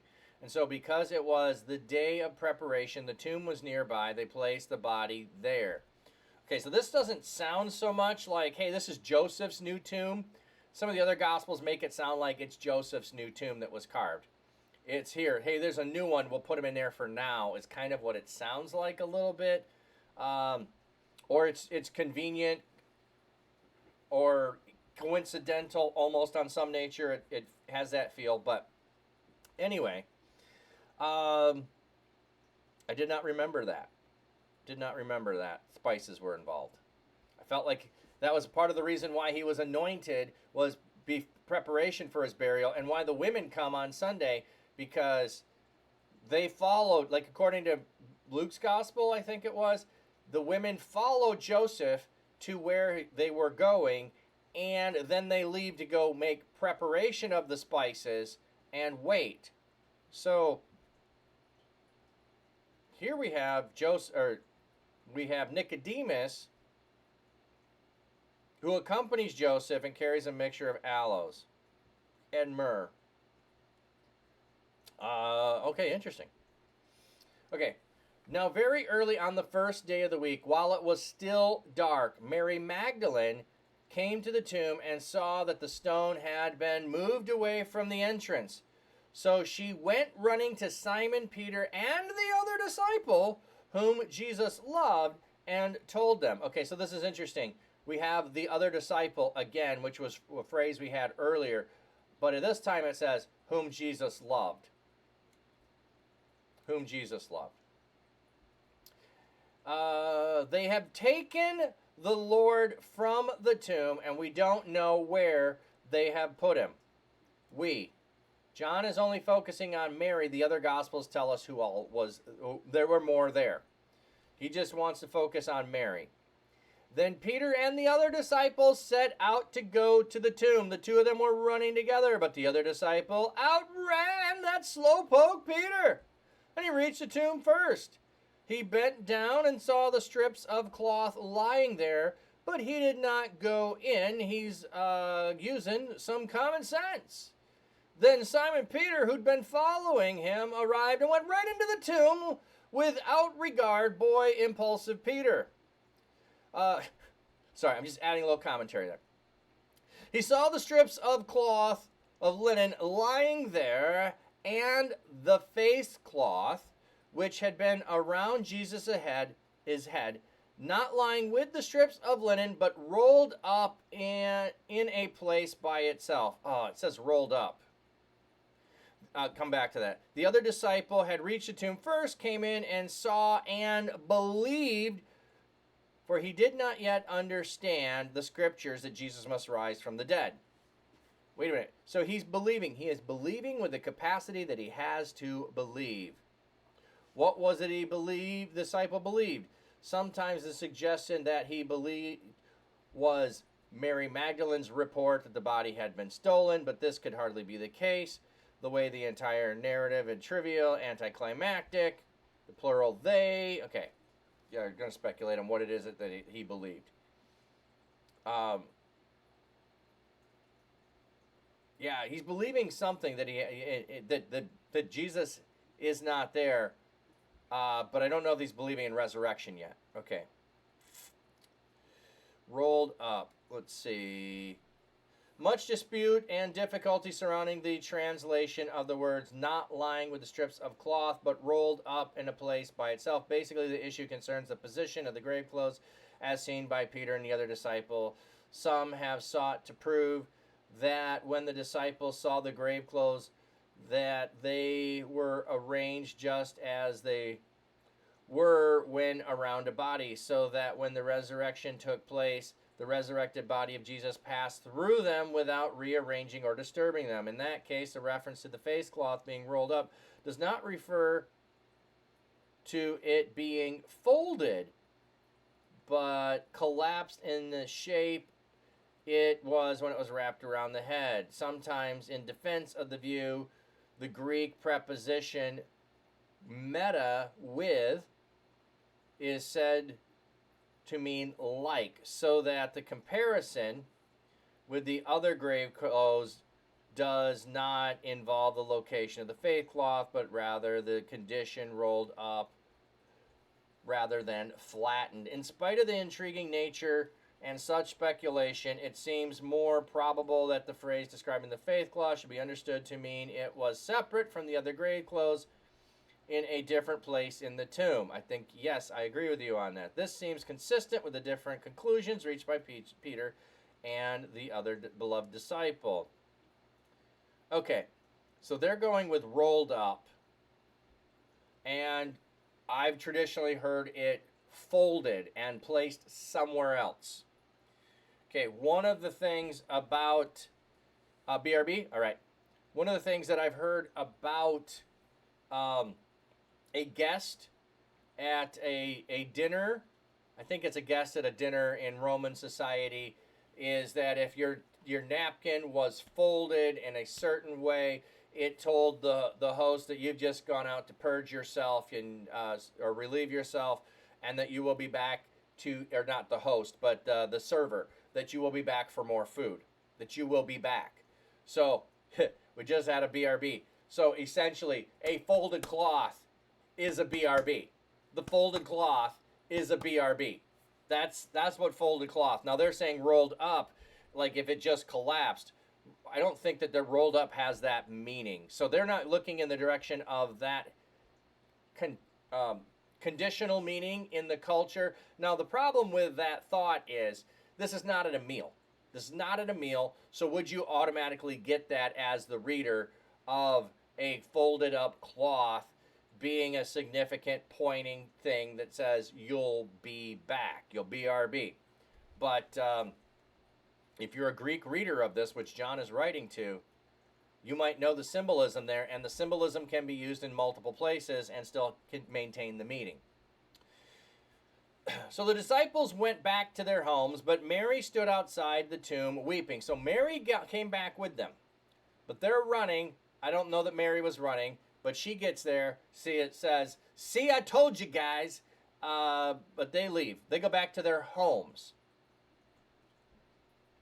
But Mary stood outside the tomb weeping. As she wept, she bent down and looked into the tomb, and she saw two angels in white sitting where the body had been lying, one at the head and one at the feet. They said to her, "Woman, why are you weeping?" Mary replied, "They have taken my Lord away, and I do not know where they have put him." When she had said this, she turned around and saw Jesus standing there, but she did not know it was Jesus. So she sees two men in the tomb. "Aren't you surprised where they came from? Peter and John were just here and they left, and now two angels show up." So this, okay. Mary is the first witness to the resurrection of Jesus in all these different levels, okay? So Mary and the other women are the first to see that the stone is rolled away and the body is gone. Mary goes and tells the disciples. Peter and John come. Peter and John leave. They don't stick around. They don't wait to find out what's happening. They don't investigate further. They leave. Mary isn't leaving yet. She sees two angels now. The disciples missed them. I think the order of some of these things may be changed from one gospel to another. I don't have any issues or any problem with the order of those things. That could explain why, Peter and John are placed where they are, making a point. But I'm just saying, wow, if they'd have stuck around, they missed it. So the angels say, then she turns around, and then there's Jesus. She doesn't have a further conversation with the angels. There's no, "Hey, be afraid," or she was afraid. She just is distraught, and she just talks to them. There's two people here. She turns around, there's Jesus. Jesus said to her, "Woman, why are you weeping? Who are you looking for?" because she thought he was the gardener, she said to him, "Sir, if you have carried him away, tell me where you have put him, and I will take him." Jesus said to her, "Mary." She turned around, said to him in Aramaic, "Rabboni," which means teacher. Jesus replied, "Do not touch me, for I have not yet ascended to my Father. Go to my brothers and tell them, I am ascending to my Father and to your Father, to my God and your God." Mary Magdalene came and informed the disciples, "I have seen the Lord," and she told them what Jesus said to her. Okay, we get focused on all of this piece right here. I got to go to the Father. You can't touch me. Go tell the disciples that I'm going to my Father and your Father, my God and your God. I'm going to go do the ascension thing now, and I'll be back. But we skip past what Mary calls her. What do they? Do they have anything? Which means my teacher, a title of respect. Okay. There is a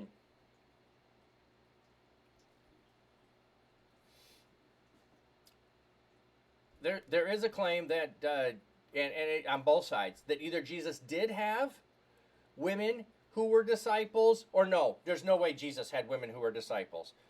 We have Mary, Lazarus' sister, who is at the feet of Jesus. That's the position of a student of a rabbi. If Mary is not a student, a disciple of Jesus, she is usurping the disciples by being in the position of a disciple, a follower of Jesus. This could be why Martha gets all upset. It's more upset about Mary becoming and striving to be a disciple and not knowing her place. And it's not about the domestic work to do and the workload. It's about Mary's audacity to become a disciple of Jesus.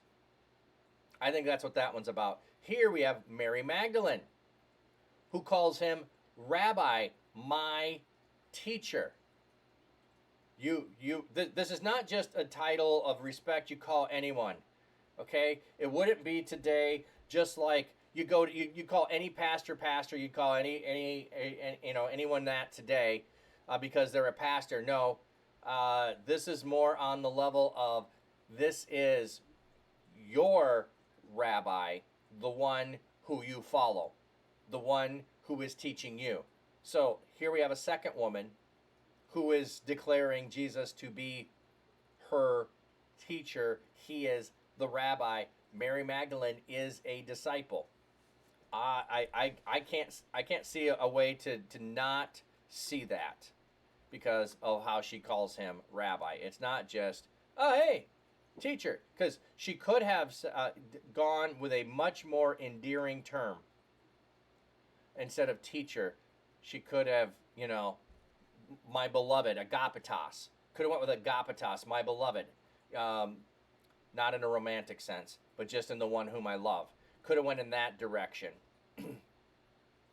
Doesn't do that. This is not affection level.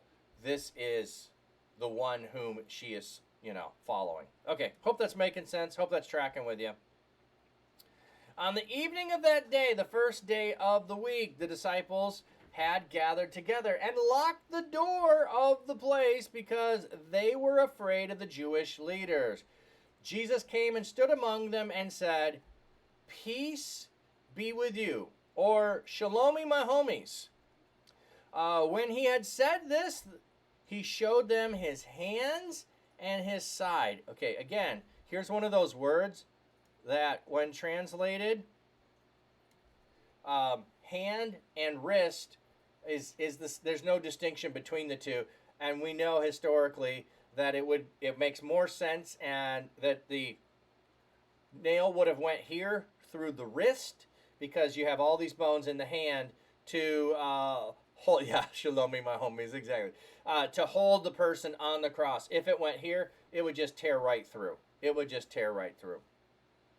So this is more likely, even though we depict it here, it's because of English. It's because of English problems. Then the disciples rejoiced when they saw Jesus. So Jesus said to them again, "Peace be with you." Just as the Father has sent me, I also send you. And after he had said this, he breathed on them and said, receive the Holy Spirit. If, if you forgive anyone's sins, they are forgiven. If you retain anyone's sins, they are retained. He breathed on them and they received the Holy Spirit. The use of the Greek verb breathed on to describe the actions of Jesus here recalls Genesis 2:7 in the LXX. The Lord formed men out of the dust of the ground. He breathed into them the nostrils, the breath of life, and man became a living being. Yes. So, also, when you make an idol, there's a whole ceremony of stuff that you do that I think is modeled after Genesis 2 of the creation of like, you read through what God does to create man. He sculpts it, he makes it, and then you breathe into it life. And your breathing in is making it a dwelling place for the Elohim, the God, to be able to come and reside within. So Jesus is now breathing on them such that the Holy Spirit can come and reside in them. Now, John doesn't tell us this. We only have the day of Pentecost that happens in Acts. So we don't have it here, but we have John alluding to this by breathing on them and receiving this and then making a declaration of some things they can do. Yeah, breathe on me, breath of God. Exactly. And breath, spirit, and wind are all the same word. That word means all the same things. So he spirited on them and said, receive the breath. Could read it that way. Or, anyway, we know what he's doing there. He sent forth his spirit upon them, and they received it. Okay, if you forgive anyone's sins, they are forgiven. They are forgiven to them. The words to them are unnecessary in English because they're somewhat redundant. Okay. The statement about by Jesus about forgive or retain anyone's sins finds its close parallel in Matthew. This is probably not referring to apostolic power to forgive or retain the sins of an individual, but to the power of proclaiming this forgiveness which was entrusted to the disciples. This is consistent with the idea that the disciples are to carry on the ministry of Jesus. I don't know. I think it's more in their ability to actually, I don't know. That's what I would just see. I think it really have more in the ability to forgive sins. You have the ability to forgive sins. Remember, that was part of the problem that Jesus had said. If we go back to, which is easier to say to you, your sins are forgiven, or take up your bed and walk? Jesus came with the power to forgive sins. We are coming with the Spirit in us. The Spirit has the power to forgive sins. The Spirit within us has the power to forgive sins. So we're bringing the gospel. The gospel is the power to forgive sins. If you retain anyone's sins, they are retained. So, were Judas' sins retained? I think so. Are the religious leaders who crucified Jesus' sins retained? Unless they confess later, they are. And they might not have been able to. It's like Pharaoh hardening his own heart, and then God does it. Like, you want to harden your heart? I'll give that to you. Oh, I learned something really cool, interesting, in a podcast I was just listening to, Two Trees podcast. They're talking about scarabs. And I knew this, but I hadn't made the connection here. So a scarab is supposed to help keep your heart soft. Okay? And so they're buried with bodies so that when you are, so this is part of the Egyptian practice of the dead. In order to find out what kind of person you are, you need to have a light heart, a heart that weighs the same as a feather. Because so all of your good deeds and all of your evil deeds are going to either keep your heart light or make it heavy. And a hard heart is a heavy heart. So this is, when it's talking about hardening Pharaoh's heart, it is It is a statement about the Pharaoh's capacity to make it to where he needs to go in the afterlife. He is not going to have a heart that weighs the same as a feather. It's going to be a hard heart, a heavy heart, and on the scales, it's going to tip. And he won't make it into the afterlife because his heart will have been a hard heart. I find that fascinating. So, anyway, sorry for the rabbit trail there. Just listen to that. And the retaining sins and forgiving sins just made me think about the hardening of a heart or not. Okay. Now Thomas, called Didymus, that means twin, one of the 12, was not with them when Jesus came. The other disciples told him, "We have seen the Lord."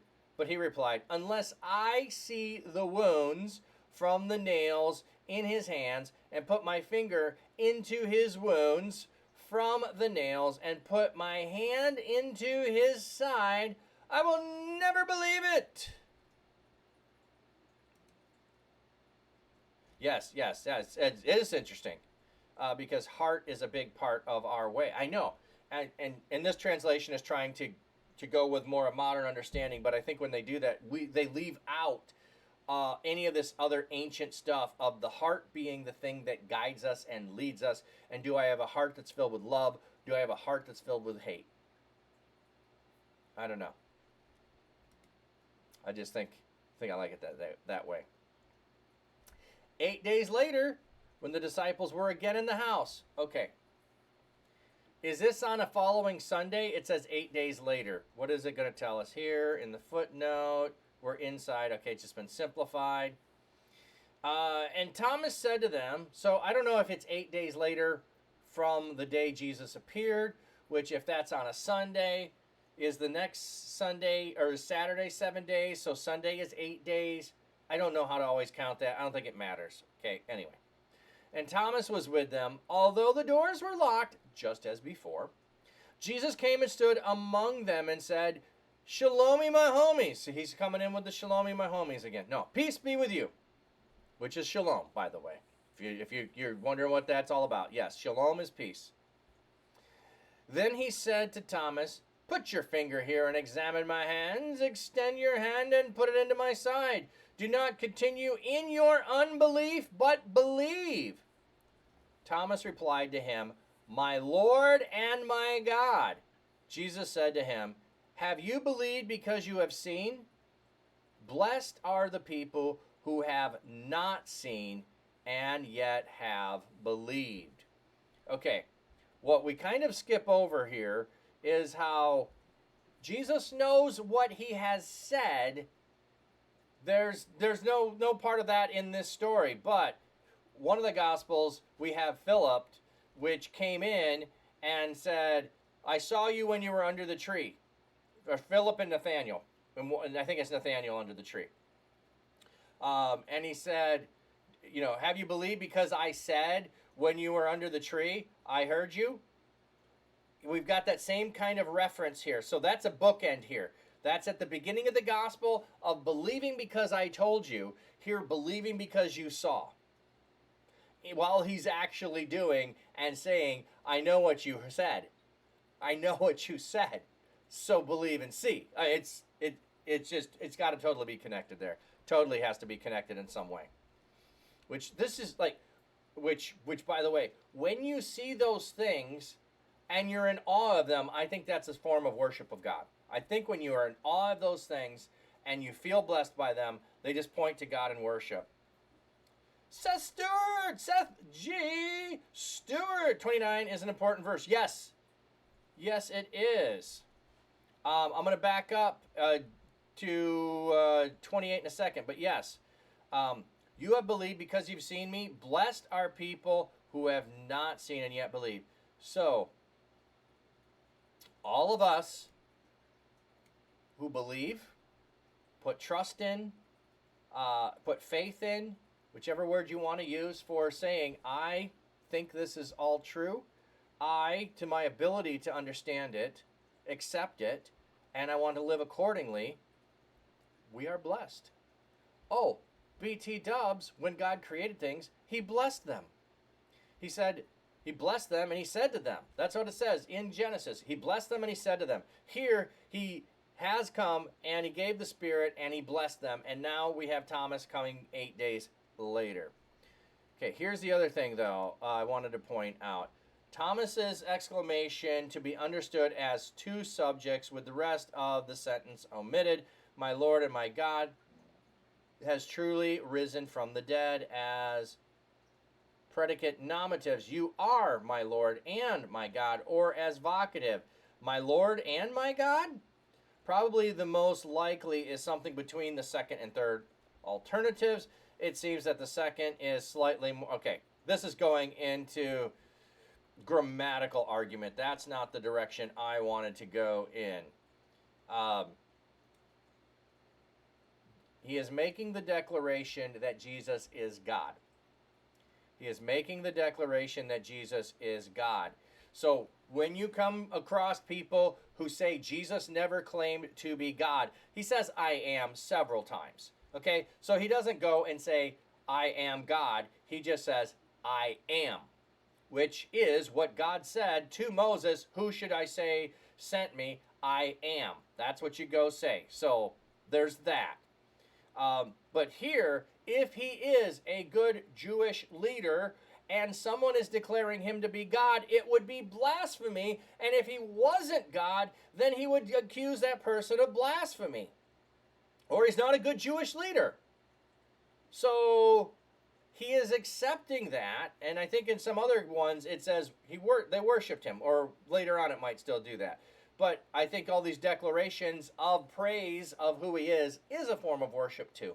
We tend to only think worship is song in some cases. No, declaring the truth of God and honoring and praising and lifting our voices before God, whether in song or otherwise, are all ways of doing that.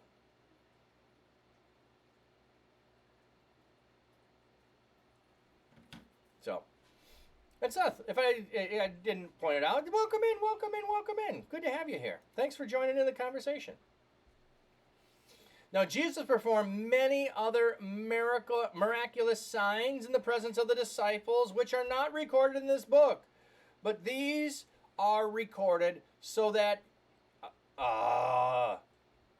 ad break might ruin the middle of a sentence. No, that's not why.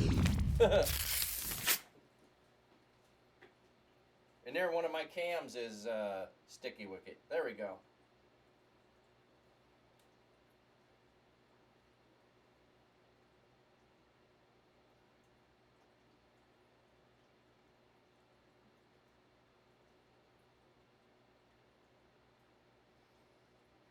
Oh,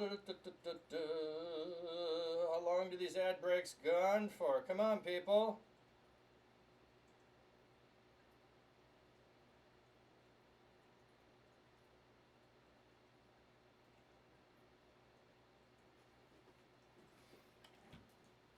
All right, should be coming to the end. They're growing fast. Oh yeah, the koi there, you can see them now, and some of them, died off a little bit, and that's okay. I couldn't have kept them all if I tried. Yeah, okay, so let's just go through that real quick here. So these are, and that cam seems to be having problems today, which that might be that one is on Wi-Fi, so it's having a problem. But yes, oh, and the plant got moved. Planty, the potted plant, got moved. But yes, I do have them in there, and those are the guppies, but cam's having issues. Here are the baby koi, and you can start to see them more now, moving about, and tank needs cleaned. Sunrise, overcast skies, outside, all the big fishies are out there. Coming back? Nope, it's just not wanting to go. Okay.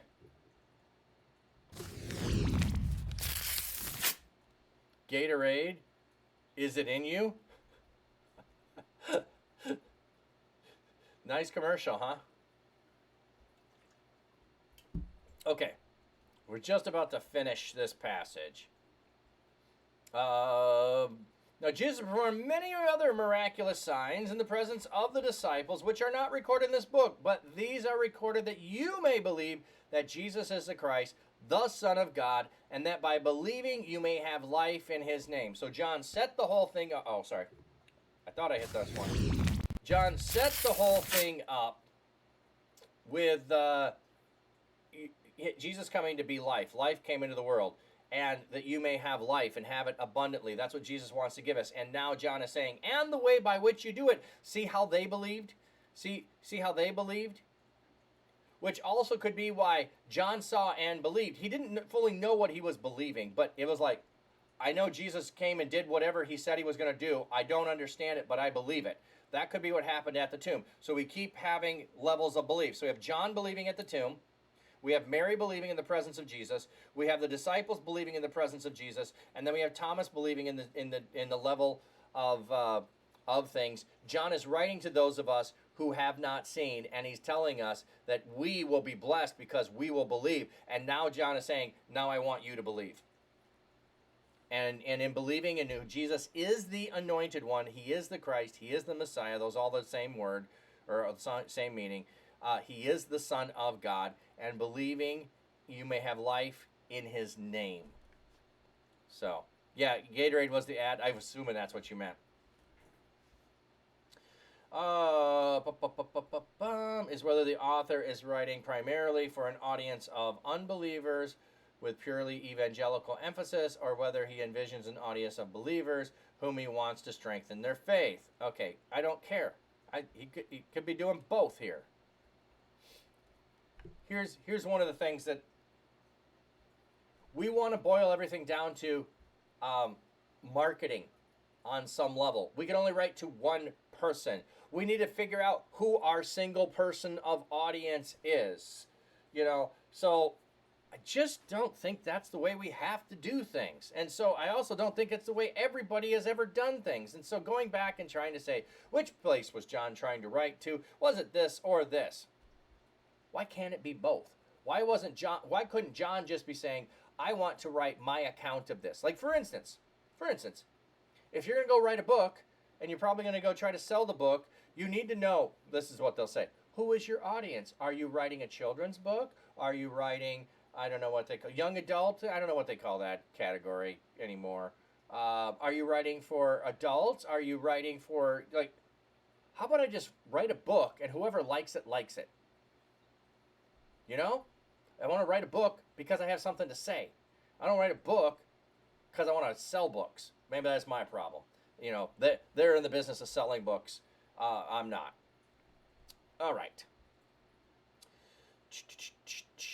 How many? Is this the last chapter?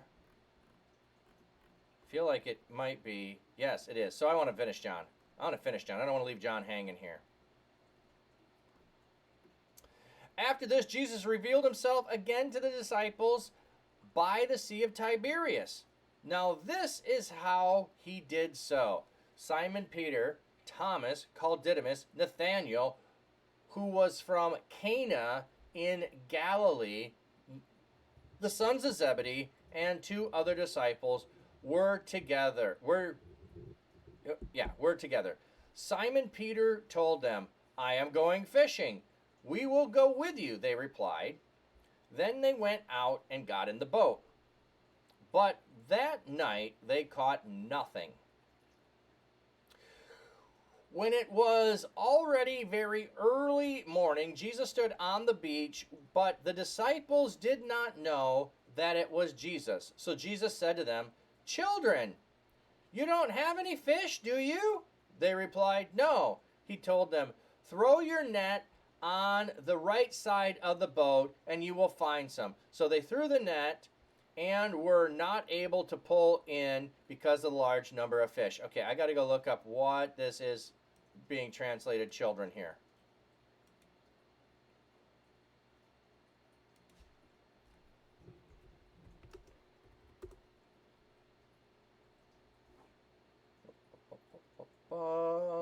It's saying children there.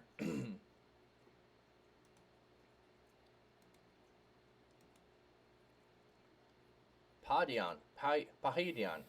Strong's G 3813. Paideon. Paideon. Yeah. I don't remember that being in there in the translation. So this is a young child, an infant, little one. So this would be our word for toddler. Yeah, Padawan. Yeah, I was thinking the same thing. That might be a direction of that. Okay, I gotta go see when is this used elsewhere. Matthew, go and search diligently for the young one. So this is to kill Jesus. He is a young one. Oh, Trigger Boss. Okay.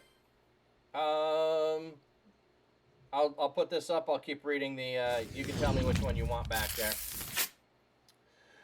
When they had heard the king, they departed, and lo, the young child. So still in Matthew, the young child, all through Matthew. 5,000 women besides women and children. Jesus called little child unto himself, set him in the midst. Okay, so I think this still can go a little bit older than toddlers, but in the way that it's being used here. Mark, the damsel was not dead, but sleepeth. Okay, so this is going to be, I think, the 12-year-old girl. So I think that is anyone who is not yet part of the adult community. The red of salvation, or light blue. Okay, there's a nice blue here. There's a light blue here. Ye light blue. Which of those two? Just want to make sure you knew that was a light blue in there.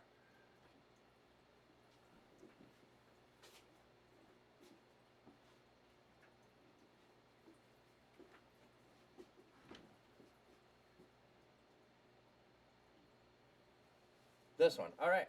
I like that one. A lot of people pick this one because it's so vibrant. I haven't worn this one in a while, but I think that looks good with this. Good choice. Good choice. This is a hat I have often taken on vacation. But I got that one to be able to use in the pool. So, all right.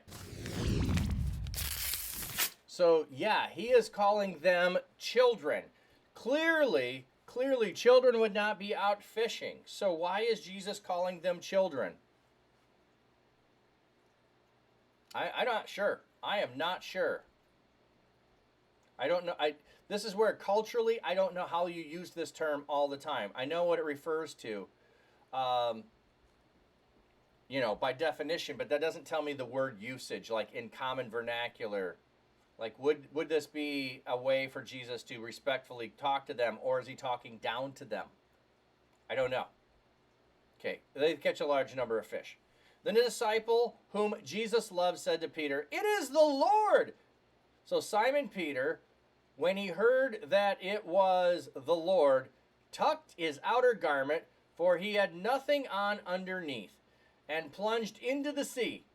Meanwhile, the other disciples came with the boat, dragged the nets full of fish, for they were not far from land, only about 100 yards. Threw himself into the sea. I like that better, but plunged is a good word there. When they got to the beach, they saw a charcoal fire ready. Actually, just had a thought here. I just had a thought. What if Peter thought he could walk on water again? What if Peter thought he could walk on water again? He sees Jesus, and he's just excited. And the last time he saw Jesus out in the water, I don't know if this was right, but if it was right, that the last time he saw Jesus out in the boat, he was walking on water with Jesus. If that was the last time, what if Peter suddenly thinks, I'm just going to jump out of the boat and walk to him? Or is he just exuberant Peter jumping out of the boat like we normally think, and he's just impulsive and he's moving on? I don't know. I think children is seen in allegorical, like they're still, yet they need to learn and are humble and meek and lowly in heart, or as a childlike faith. That's your thought. I like that thought. I'm just surprised I've never noticed that before, that he calls them children. Anyway, then I guess Peter acts like a child by jumping out of the boat.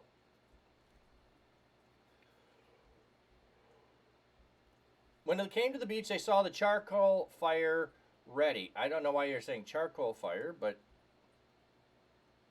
I don't think that's in the text. I think it's just fire, but maybe I'm wrong.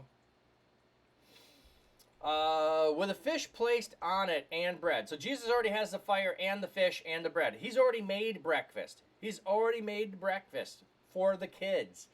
Dad already making breakfast for the kids. Or the teacher making breakfast for youth group. Bring some of the fish you have just caught. So Simon Peter went aboard and pulled the nets to shore. It was full of large fish, 153. This is a very specific number. Why? Why? Here the author makes two further points about the catch. There were 153 large fish in the net, and even with so many, the net was not torn. Many symbolic interpretations have been proposed for both points. Unity, especially in the case of the second, but the reader is given no explicit clarification in the text itself. It seems better not to speculate here, but to see the details as indicative of an eyewitness account. Both are the sort of thing that would remain in the mind of a person who would witness them firsthand. For a summary of the symbolic interpretation proposed for the number of fish in the net, R.E. Brown, were a number of discussed at length. Perhaps the reader is simply to understand there's an abundance, which results from the obedience. Okay. Much as with the wine and the water jars of Canaan at the beginning of his ministry. So, I don't know. I have an explanation for the 153. I don't know that I have one for that. I don't know I've heard a good one for that.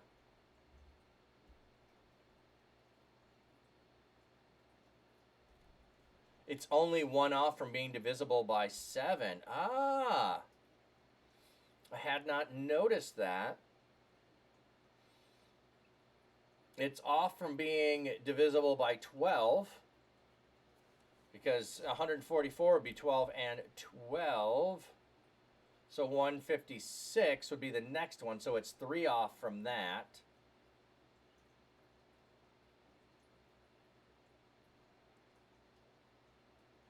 I don't know.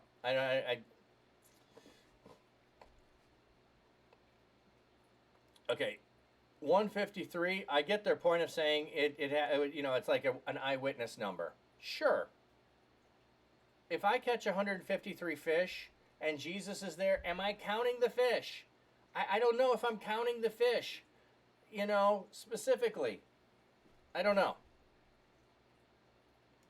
The nets are not torn. Come have breakfast, Jesus said. But none of the disciples dared to ask him, "Who are you?" because they knew it was the Lord. Jesus came and took the bread and gave it to them and did the same with the fish. This is now the third time Jesus had revealed to the disciples after he was raised from the dead. Okay, it's strange that it puts this thing in there. None of them dared ask him, "Who are you?" because they knew it was a disciple. Well, John already said it was Jesus, and Peter ran to the boat because it was Jesus. So, yeah, I knew what you were getting at there, Seth. Yeah, one off from being divisible by 7. One off. I usually go with completeness or totality rather than perfect. People, and I know it can be translated as perfect or symbolize perfection, but I like totality or completeness. It gives a different way of saying the same thing without people getting caught up in the idea of perfectionism. So I usually say totality or completeness. Mathematical symbolism. The scholars suggest that 153 is a triangular number, the sum of all integers from 1 through 17. This can symbolize completeness or totality. There we go. That's what I was just saying. Perhaps representing the completeness of God's people or the idea of the gospel will reach all nations. That's what Google said? Okay. And that's probably getting that information from different posts of scholars and other things. Yeah. I did not know it was a sum of integers from 1 to 17. So if you add 1, 2, 3, 4, 5, all the way to 17, the total is 153. But why would you go to 17? There's when I'm like, because 17 isn't a number that shows up in the Bible either. So anyway, I do not know if there's more to it. But this is the third appearance John is telling us of. Then when they had finished breakfast, Jesus said to them, Simon, son of John, do you love me more than these? He replied, Yes, Lord, you know I love you. Jesus told him, Feed my lambs. Jesus said a second time, Simon, son of John, do you love me? Jesus replied, Yes, Lord, you know I love you. Jesus told him, Shepherd my sheep. Jesus said a third time, Simon, son of John, do you love me? Peter was distressed that Jesus asked him a third time, Do you love me? And said, Lord, you know everything. You know that I love you. Jesus replied, Feed my sheep. I tell you the solemn truth. When you were young, which he's calling them children, you tied your clothes around you and you went around wherever you wanted. But when you are old, you will stretch out your hands and others will tie you up and bring you where you do not want to go. Now, Jesus said this to indicate clearly by what kind of death Peter was going to glorify God. After he said this, Jesus told Peter, follow me, which is what he said to him so many years ago on the beach by the boats. Okay, now I got to go back here and review what this said. So let me see, do they have this here in the footnotes? It is a significant difference in meaning between the two words for love in this passage, agapao and phileo. Aside from Origen, who saw a distinction in the meaning of the two words, most of the Greek fathers like Chrysostom and Cyril of Alexandria saw no real difference of meaning. Neither did Augustine, nor the translators of the Old Latin. This was also the view of the Reformed Greek scholars Arrhenius, Grotius. The suggestion that a distinction in meaning should be seen come primarily from another of British scholars in the 19th century, especially Trench, Westcott, and Plummer. It's been picked up by others such as these. Okay. The author has a habit of introducing a slight stylistic variance in meaning, comparing examples. Okay. This is going to be a long argument to get at something. Hey, North Hill Live, welcome in. Oh yeah, total forgiveness there. Yeah, total forgiveness, Stuart. Seth. Yeah, Seth Stewart. Yeah. I want to redeem the follow the raid today for us to Uncle Diddy. All right, sounds great. Sounds great. Anyway, what happens here? Let's go find it in the Greek a minute. John 21.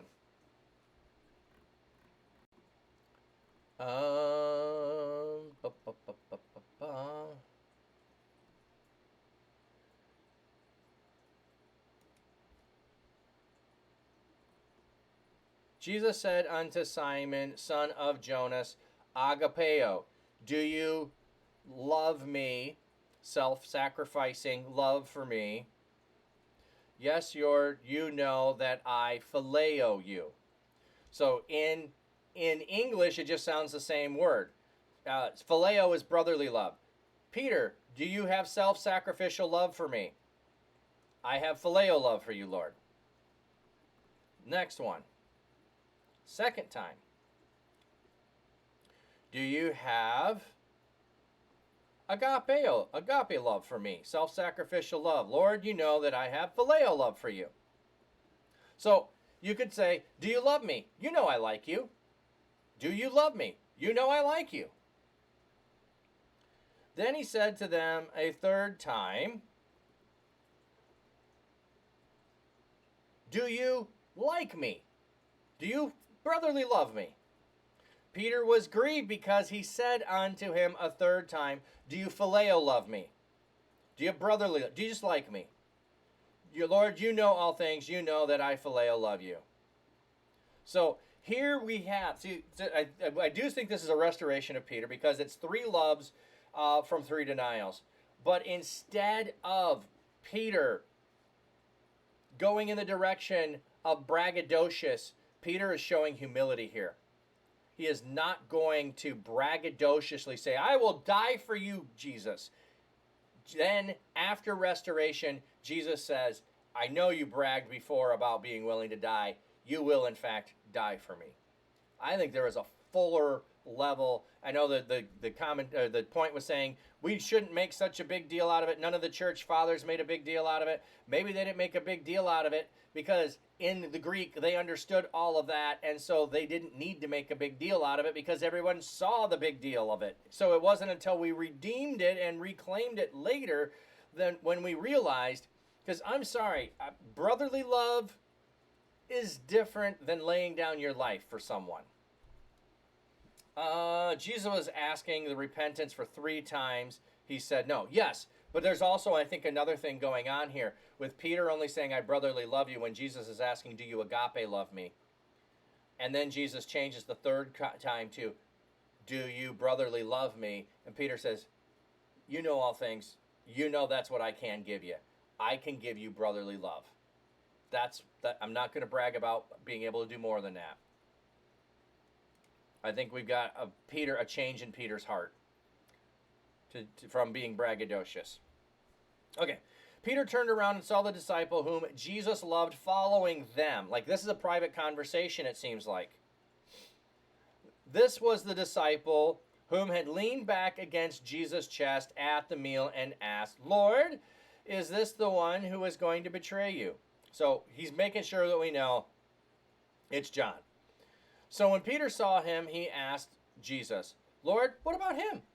Jesus replied, if I want him to live until I come back, what concern is that of yours? You follow me. He just invited Peter to follow, and now Peter's focused on John. He's like, wait, just go back to follow me. Just focus on that, Peter. So the saying circulated among the brothers and sisters that this disciple was not going to die, but Jesus did not say to him that this disciple was not going to die, but rather, if I wanted him to live until I come back, what concern is that of yours? So he's like, John knows the rumor about this, and he's like squelching the rumor about he will never die. Which, if you don't know, is one of the beliefs that the Mormons have, that John has not died. The Mormons have in their belief that John has not died. I don't remember the whole fullness of it, but I haven't studied that in a while. Okay. This is a disciple who testifies about these things and has written these things, and we know that the testimony is true. There are many other things that Jesus did. If every one of them were written down, I suppose the whole world would not have room for the books that would be written. That's how he ends. Like, I'm the one who wrote it. I'm the one who was in there. I'm the one that this is about. And I was eyewitness. You can believe it. I was there. I saw it. I could tell you more. I've got nothing to tell you right now. So there we go. We finished the Gospel of John. I got to get the other part written in here. So this is May. We're still trying to finish May. We're on the 4th day of the month, so we're behind. We finished 1 Samuel Thursday, and we'll be able to move into June. So, all right. So we're going to go raid Uncle Diddy. Let's go get our raid on and get a blessing for all of you. Oh, BT Dubs. ReachCon F. We are doing Alpha course, which is it's a video course, which is Introduction to the Christian Faith. I don't remember what we're doing today. I should have looked that up. But that is today at 4 p.m. EST. The stream will start at 3:30. We can come in, we'll gather, we'll talk about some things, then we'll jump into the video. After the video, we jump over to Discord for further conversation. So, Yes, I am. So I am live later today at 3:30 EST, and then Thursday and Friday this week at this same time, reading in the Bible. So we'll be continuing with the Alpha course. So bring someone else along if you want to do it yourself. If you want to attend ReachCon, there's more info about that. I do have discount for free tickets to the conference. So if you can just get yourself there and you need a free ticket to the conference, let me know. DM me, and I will get you tickets.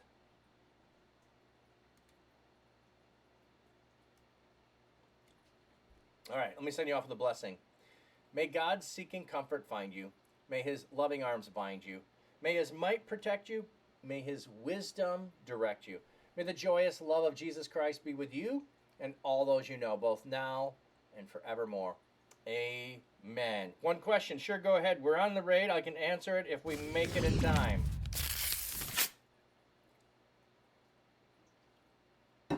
We had a great stream. Thank you for all the biddies, the cheers, the raid. Or not the raid, the, yeah. Stay hydrated. Yes. Productive day. Be blessed. Thank you. The thing on the screen.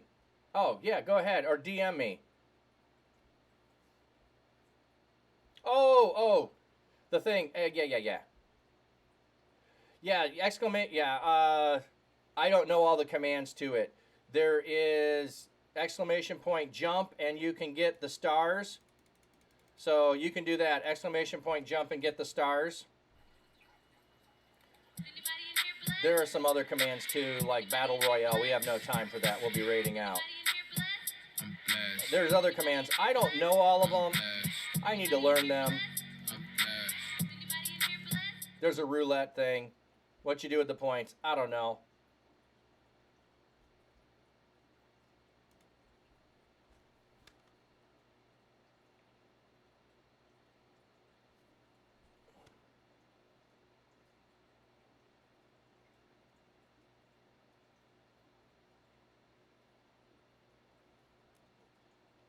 What you mean? You know what I'm saying? Oh, then I can put that together.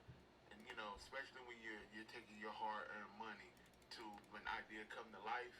So, but it is what it is. You live and learn, right? One thing I can say, experience I had, every circumstance that I go through, I learn from it.